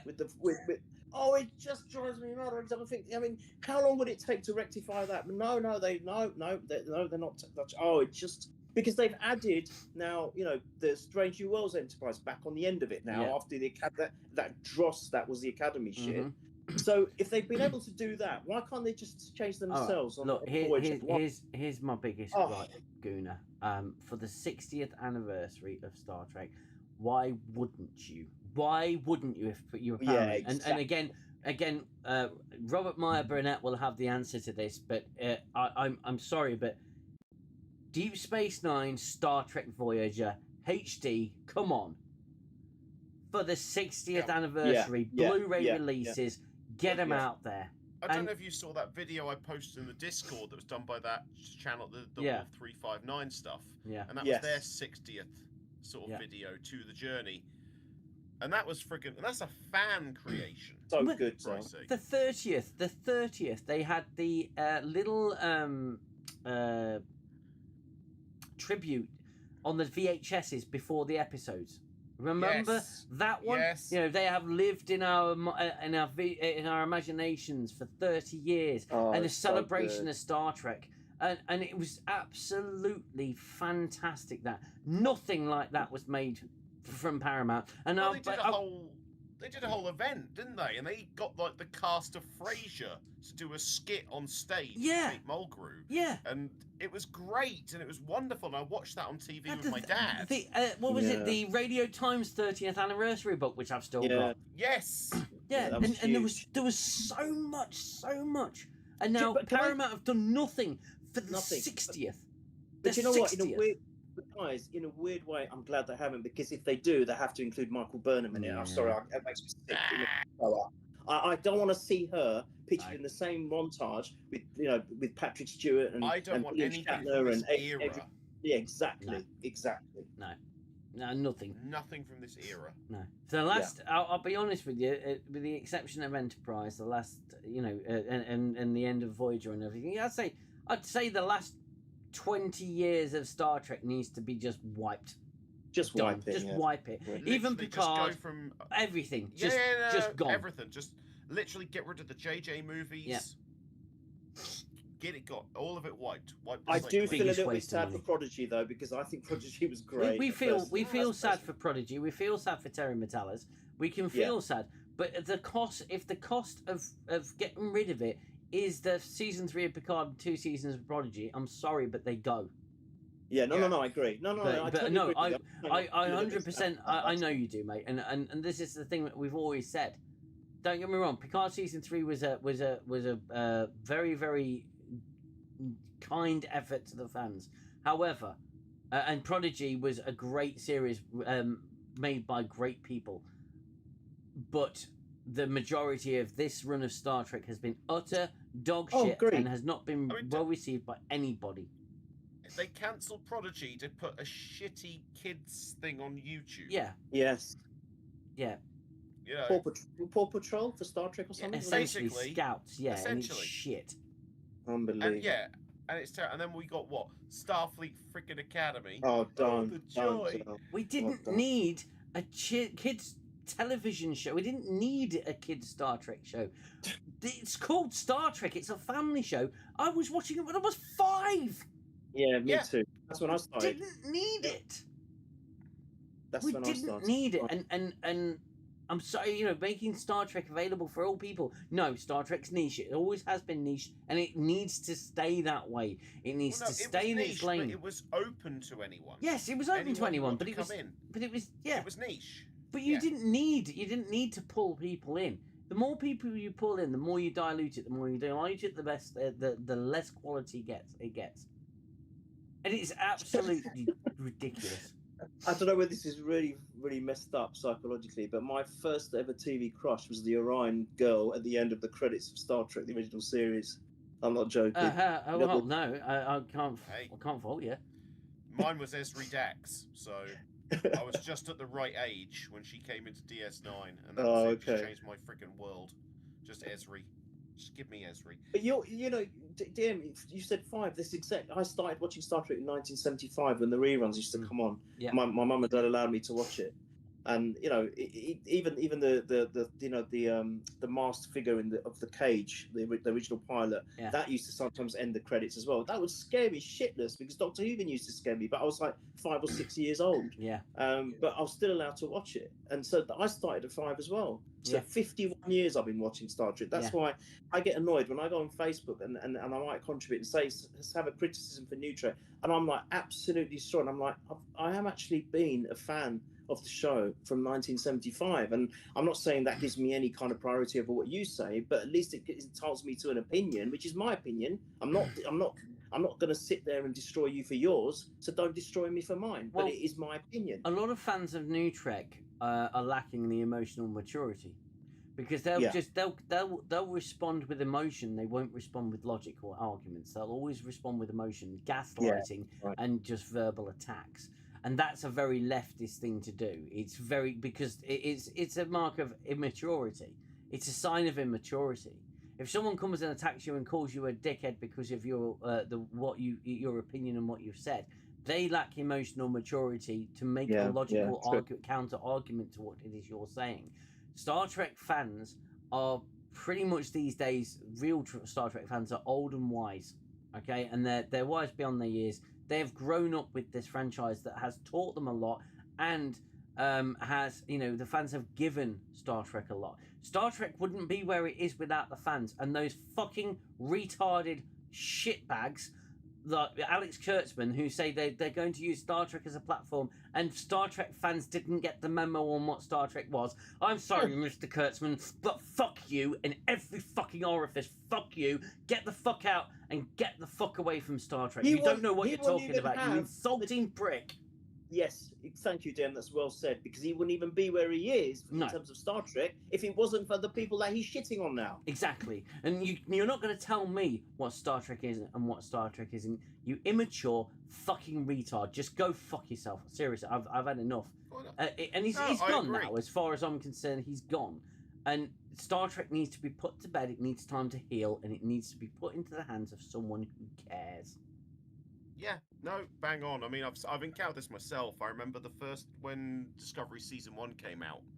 I got banned from a Facebook group, for Christ's sake, because I levied, and I didn't put anything rude. I just levied criticisms about the first season, and I sort of highlighted, look, this is what I'm hoping for going forward. Because I thought, Star Trek's come back after a long time. It's probably going to be a bit rough. We all remember the first season of TNG. Things were a bit rough. Yeah. Okay. And I was fairly diplomatic, but all I got met with was a load of abuse from people. Yeah.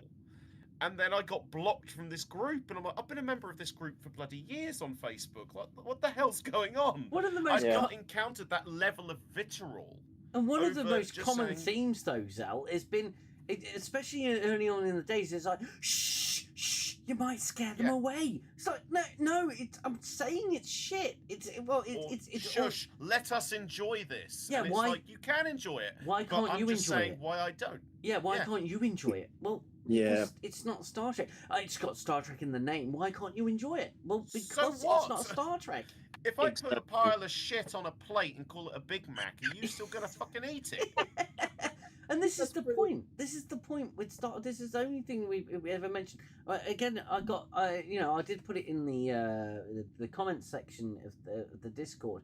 That I read, and I want to read this out because this is a sign of the lack of maturity that we're dealing with, and the lack of emotional maturity that we're dealing with. Tales from the comments section. What is it? Where is it? A simply appalling review. You're either a Trek fan or not. It seems you are not. It's like, I'm sorry, but that is such a juvenile argument. You're either a Trek fan or you're not. Okay, so I'm a fan of Star Trek. Does that automatically mean that I have to love absolutely all the shit that they put out? Yes, you're a lemming. You have to. Exactly, you're a fucking sheep. Why are you going after this mega corporation that's producing slop? Yeah. How dare you?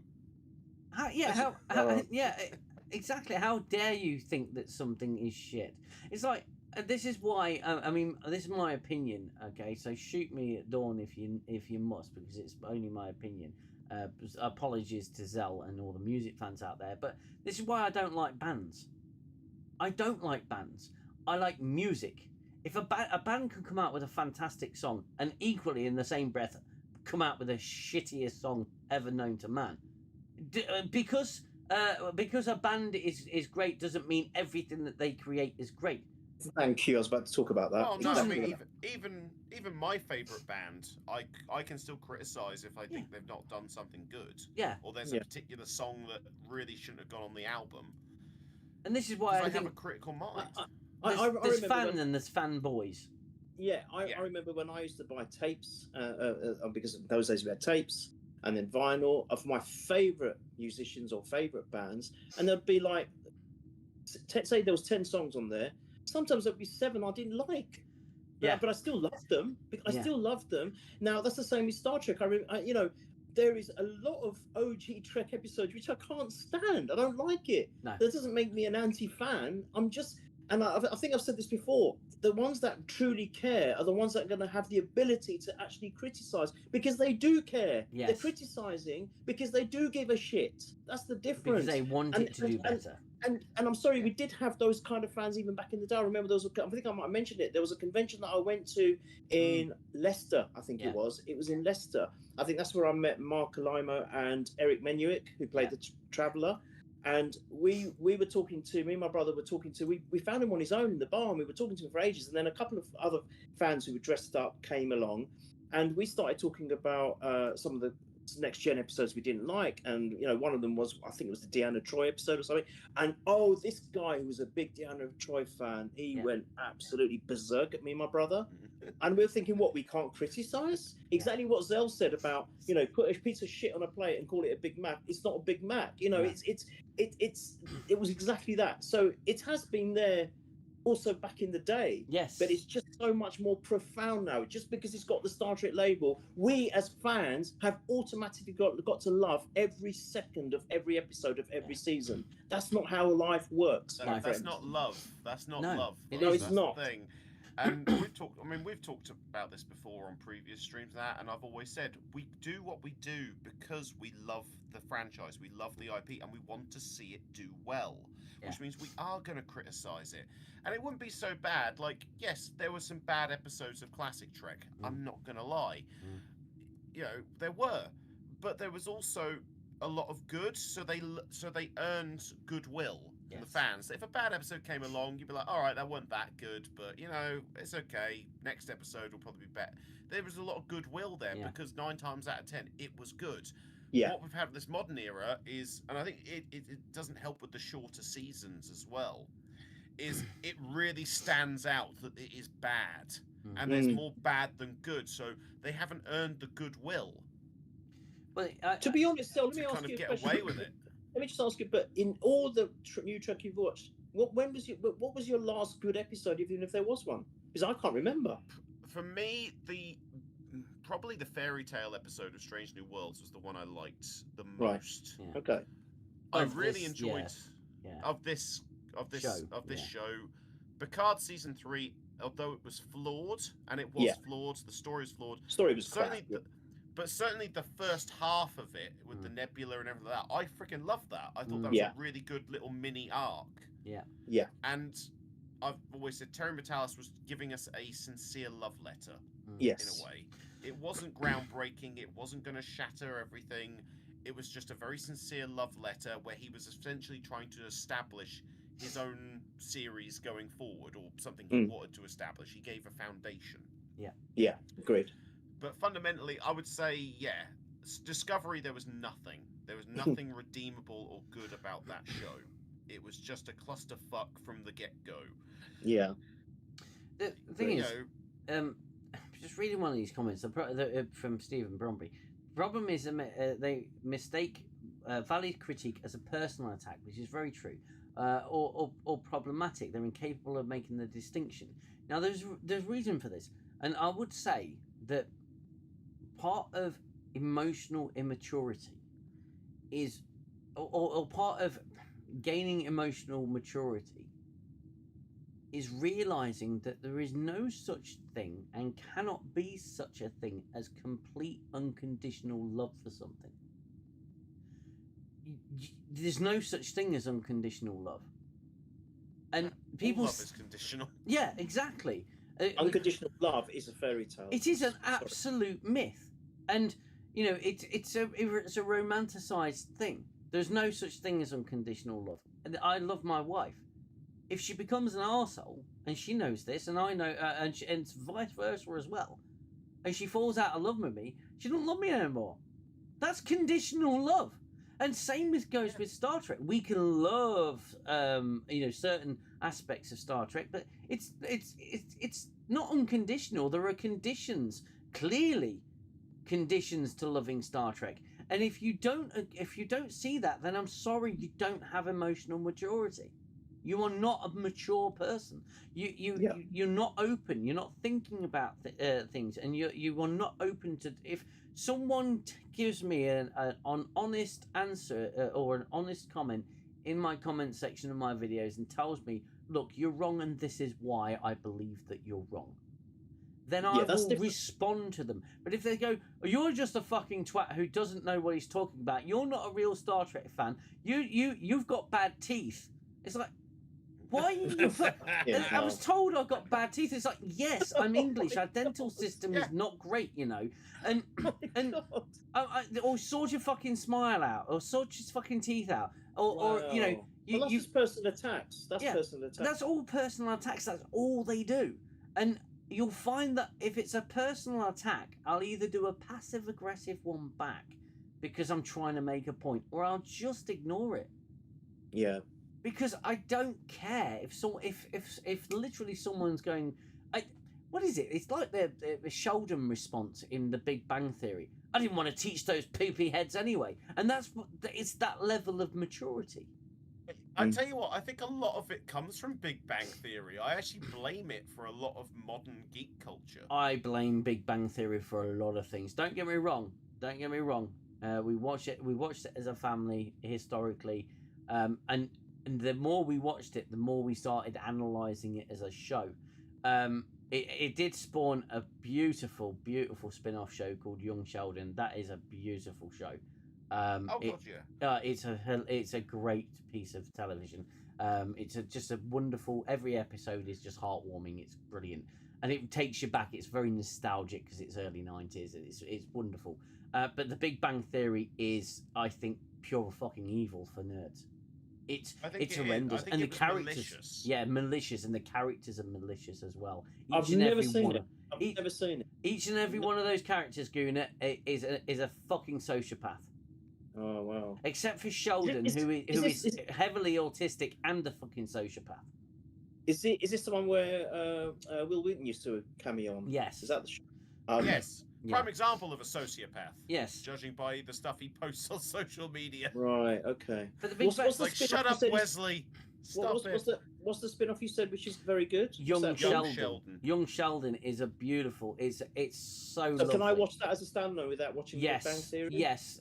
You'll get there'll be some cameos and some references that you won't get, but it's not conditional of that. I think it's a wonderful show, mate.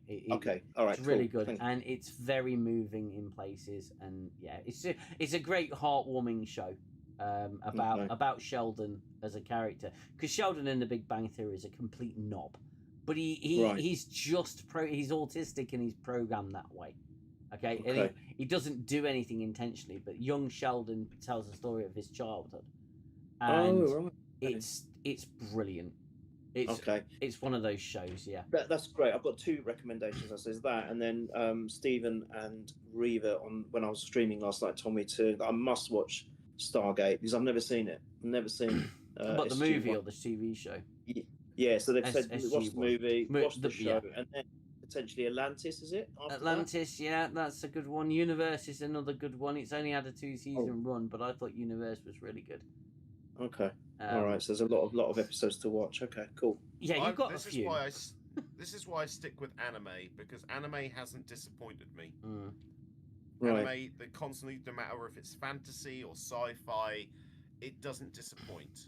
Yeah. There's none of the crap that we have over here, as such, being injected into it. No. Although I would be careful of some of the dubs, though. Some of the English dubs. There was a little bit of backlash a while ago when certain studios were kind of editing the script slightly for the English translation, which pissed off the original writers. But on the whole, the storytelling's really solid on a lot of good anime series. Okay.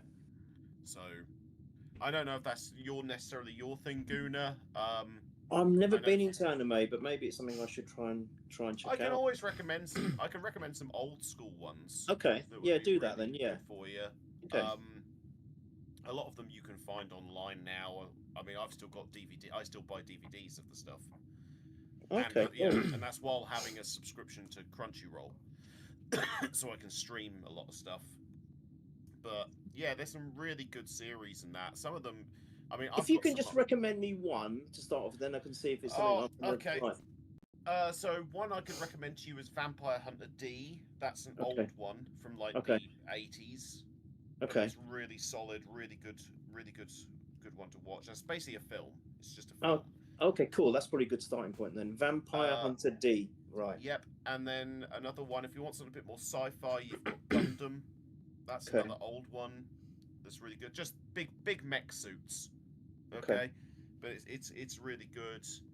I'm trying to think of ones that aren't so out there, because I would say Evangelion, but then it's like that's a bit of an out there one for some people, especially if they're new to it.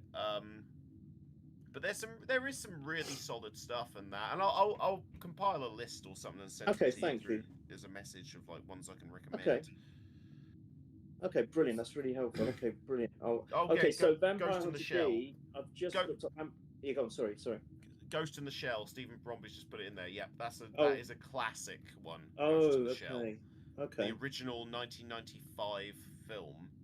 But if you want to watch the series, the television series they did called Standalone Complex is like an award-winning masterpiece. Oh wow. Okay. That's quite a few. The first season is particularly fantastic. Right. Because it's basically just it effectively plays as like a police show in a cyberpunk future, effectively. The television series does, dealing with like cyber crimes. Okay. And it's really good. Cool. All right, that's quite a lot to get me started then. Okay, brilliant. All right, I'll check them out. Thank you for that, guys. Really appreciate that. That's all right. I can recommend loads of things to you. We've still got to have a good long chat about Lord of the Rings. We do. We do. I still haven't had a chance to. I'm going to watch the extended Lord of the Rings films again, and then when I do, I will call you and we can have a chat.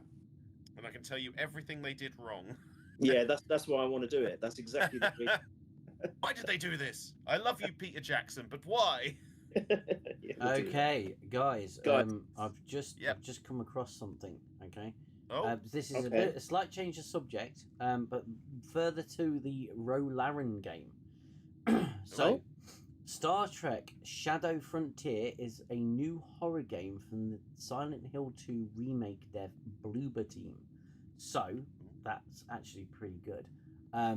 You play as Rolaren, voiced again by Michelle Forbes, after she responds to a distress signal and crash lands on a mysterious planet filled with wrecked starships.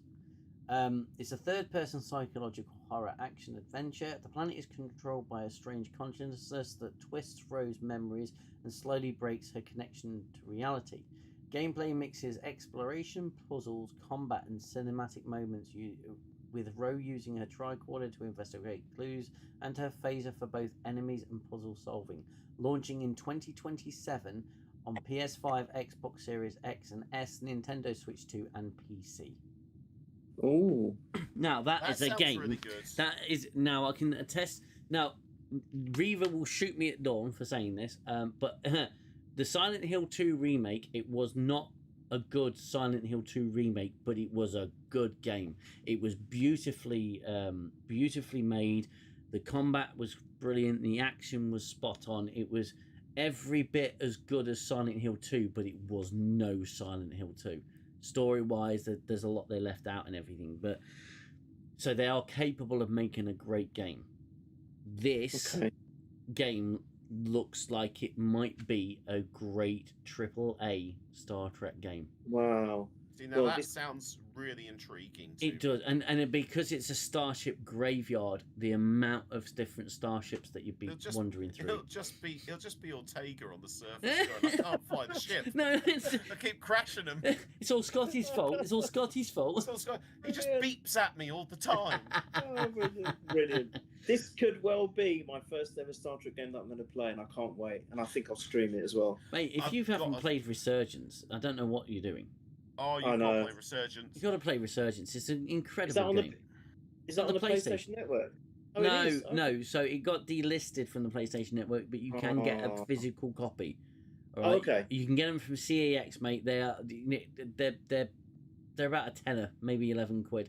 I have it digitally, so it's been removed from all storefronts. But if you you can get it from CEX. Okay. It's a great game. It's a great game, mate. It's like a Telltale game. It's a classic Star Trek game. Yes. All right. Okay. Well, I'll see if actually Amazon have got it because I can get it I delivered need quite to- quick. I might play that. Might make that my next game. I was going to play Uncharted 3 next, but Mhm. if I can get this quickly, I could potentially play that instead. And I'll stream it. Resurgence, PS4, I've Is it a been PS5. watching- streamable Yeah. game? Is it a I've been streamable game? watching. I've been watching playthroughs as well of Infection because I Mm. don't have an Oculus, so I can't Yeah. play it because it's Yeah. VR. But I'll tell you what, it looks awesome. And again, and they've actually got the decks because it's set on a Defiant class ship. Yeah. The actual deck layout is accurate to DS9. Yeah.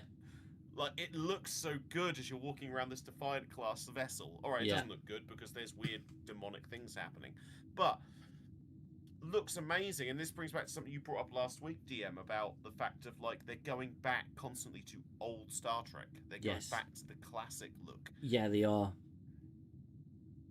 Yeah, they are. And this it- Rolaren game just sounds like it's going to continue that vein. And you know, you're right. I haven't played the Silent Hill 2 remake, No. but I heard a lot of good things about it.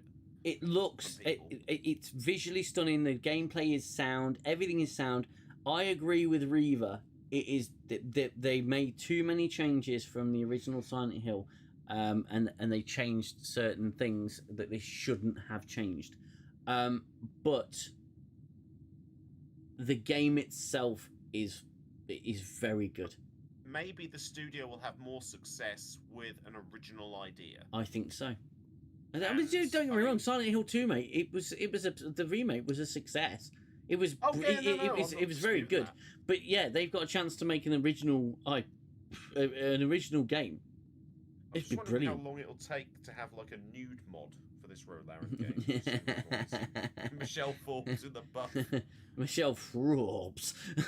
Hey, I still liked watching her in True Blood. Yes. She was in- Oh, Michelle there were Forbes. some good scenes there. She's bloody attractive. She is. Oh, she was Yes. brilliant. She Yeah. was one of my female characters of old Trek. It I was wish, in some great. ways, I love Kira, but in some ways, I wish they'd have kept the idea Yes, of Rolaren the being the first DS9. officer. I was hoping it was going to be her, and then Mm. when I heard it was none of his stuff, I don't know who this is, and I was really gutted. I Yeah. thought, oh, Michelle Forbes would be brilliant. But I But, love you know, Kira. I do Yeah, love but none Kira. of us did an amazing job. No, she did Yeah. an amazing job. You know what we do need though? We need a Red Dwarf game. Oh, mate. That would Attack be of the so Curry awesome. Monster.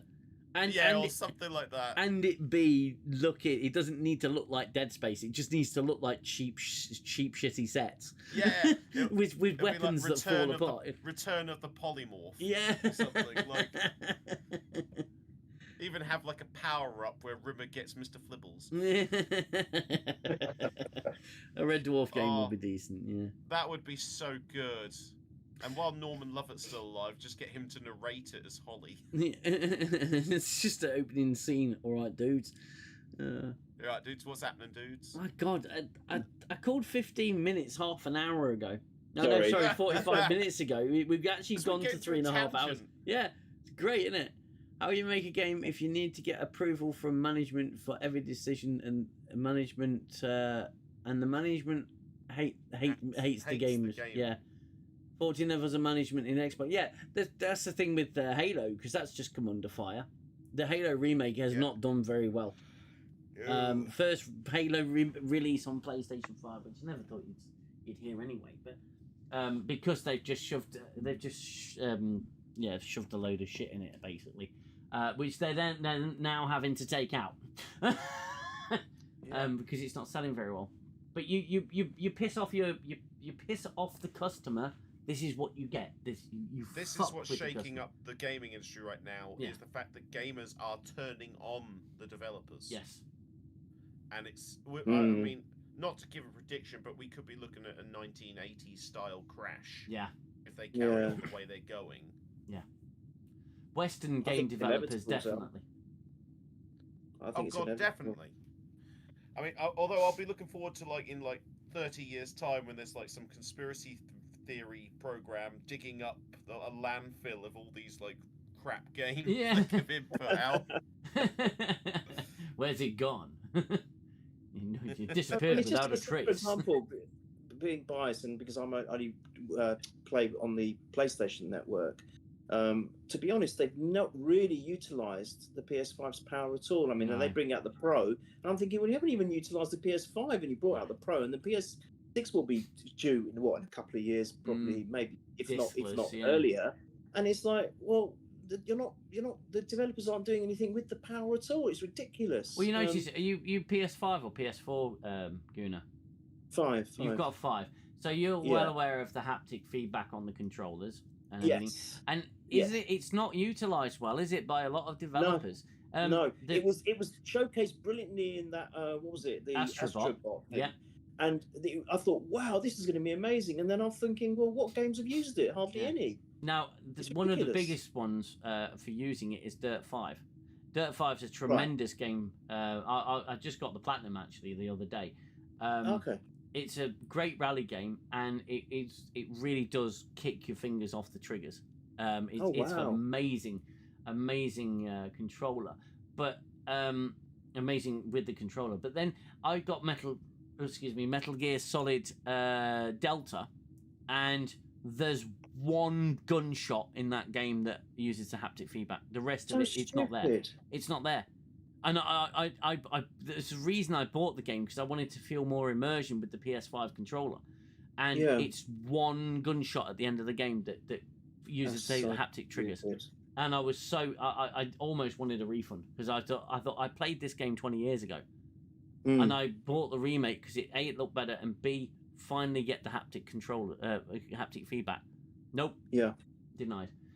I don't even know what that is. I'm still playing on a PS4 with playing PS1 games. Well, I tell you what, Xell, I get the chance, mate. I'll buy you a PS5. There you go. Oh, you don't have to buy me a PS5. I'll buy you a PS5. They're great. They come from Temu. It's great. They're about 3 inches tall, yeah. And they're wrong Pong. It's a key ring. Yeah, it's a DS5. Well, what I've done is I've duct taped a PS3 and a PS2 together. Well, good place. It makes 5. PS5, look. Yeah. Why would? I'm sorry, mate, but unless you needed the money, I wouldn't have sold a PS5. There's a lot. Why sell it when you could have given it to me? Yeah. Well, you give it to sell. Oh dear. Look, I don't see the point of the Pro, unless you've got. No. I think the Pro is probably good if you've got if you've got a very, very good TV that can take advantage of all the visuals and stuff. But even then, it's like, you see, the difference is I did buy the PS4 Pro when I had the PS4, because I sold the PS4 because there was a vast difference between the two. Yeah, there was. And that's why I did it. That was a huge difference. And actually, I think the price was the same. Yeah. Now, there's a huge difference in the price, and I think the PS5 they've all gone up, haven't they? All things have gone up because of the microchip problem or whatever it is. Fucking Steam machines over $1,000. Yeah, it's ridiculous. Yeah. But actually, the differential between the two is more. It's not really worth it, I don't think. No. I think you're better off holding. If you've already got a PS5, you're probably better off waiting for the PS6 if that's what you want to do. But I don't see the point. I think it's just a waste of money because they haven't got the games for it. So what's the point? No, the Pro is pointless. The PS5 can do everything you need. And I've had this conversation with Reaver before, where we've said, look, I don't care what the game looks like. I will sit and play it if it's a good game. I don't give a shit about ray tracing. I don't give a shit about pixel count. I don't give a shit about HDR or anything like that. If the game looks good, I'll play it. And that's it. There's nothing. But the PS5, they're putting less hardware in to make it connect to everything else. The PS5 doesn't even have an optical out, so you can't hook it up to a 5.1 surround system. You have to update your surround system if you want to use your PS5. It doesn't work via Bluetooth. I wanted to run the PS5 through the projector, but I can't do that because I'll be relying on the projector sound, and I can't run sound from a projector to my sound system because that's not optical. Oh. So, I'll tell you which one was the best one that came out, which I thought was the PS3. Oh, it's immense. Incredible. The 60 gigabyte model PS3 the first one was the superior. I had that one. Backwards compatible with PS1 and PS2 games. Could play PS3 games, obviously. Could upscale to full 1080p. Yeah. First HD PlayStation. It had a And it hard had drive, could store functionality. games, Yes. complete functionality. It had Yeah. an optical out, so you could rip your Yes. CDs onto mini disc. Because I had a Yes. mini disc player, still do. I love my mini disc player. You know, it had all this functionality.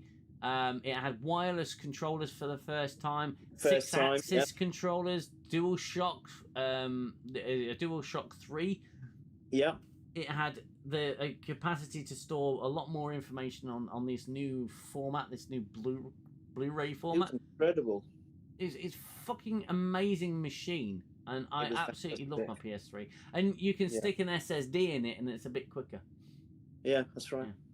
My PC is capable of running ray tracing, but so few games use it apart from Cyberpunk, from what I can see. Resident Evil runs a lot of ray tracing, but again, it's just I don't care. I don't care. I don't care. You know, about getting a decent graphics card. This laptop that I'm running the stream on, it's capable of running Cyberpunk. I'm not using it as a gaming PC because it will stutter every now and then. I've got a console for gaming. If I want to, you know, I don't care about graphics. I'm not a big graphics buff. I will sit and play Resident Evil 2 on the PlayStation over and over again. Why? Because I can. And because I don't need to update it. I don't need to do anything. Guys, I'm going to have to end the stream. We're running so far over now. I'm exhausted. And I'm absolutely dying for an unhealthy cigarette. That's what I've been doing most of the stream. I've just been dragging on a fag, and that's it. You know, that is in England. That is a cigarette, guys. Yes. Well, I don't know how much vape juice I've gone through, but I've been doing the same. So oh, bless you. I can't smoke in the house. I think about quitting, and then I see the new thing that Alex Kurtzman puts out, and I think, nah, it's not worth it.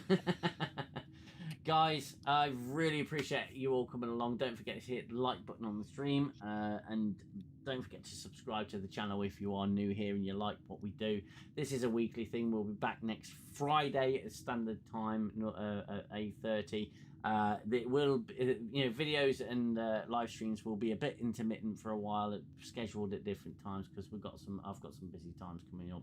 But I will try and make sure content gets out to you. Don't forget to join us for the Papercraft. To join me for the Papercraft streams. They're really fun to do, and I'm really enjoying those. And I will try and do one tomorrow if I can, probably tomorrow afternoon. Do Starbug. Please do Starbug. To be honest with you, it is on the list, mate. The thing is with Papercraft, there's so many different things you can do. So I will be I'll be doing those sort of streams regularly now. I think whenever I get the time, and we'll get 10 forward up to 100 installments and beyond. So, yeah, that's gonna. I'm drinking for that one. We're all drinking, mate. I'm gonna drink for that one as well. So it's gonna be a good stream. It's gonna be a very good stream. It might also be an open stream. So yeah, and it will be cameras on. So cool, can't wait. Yeah. Oh. So that'll be a fun celebration stream, and yeah, I will see you officially in my next video, which will be Thursday. I will be releasing that one early, and then after that there'll be the normal time of pretty late at night. But yeah, thank you so much for joining. Thank you so much for listening to us prattle on and give life advice and talking about strange new event horizons. It's been an absolute pleasure to have you all here. Thank you so much to Xell, and thank you so much to Gooner and Watchner for joining the stream. You guys absolutely rock. I love you to bits. Thank you so much. Yeah, I think we'll call it a day there. Look after yourselves, guys. Look after one another. Take care. Until next time.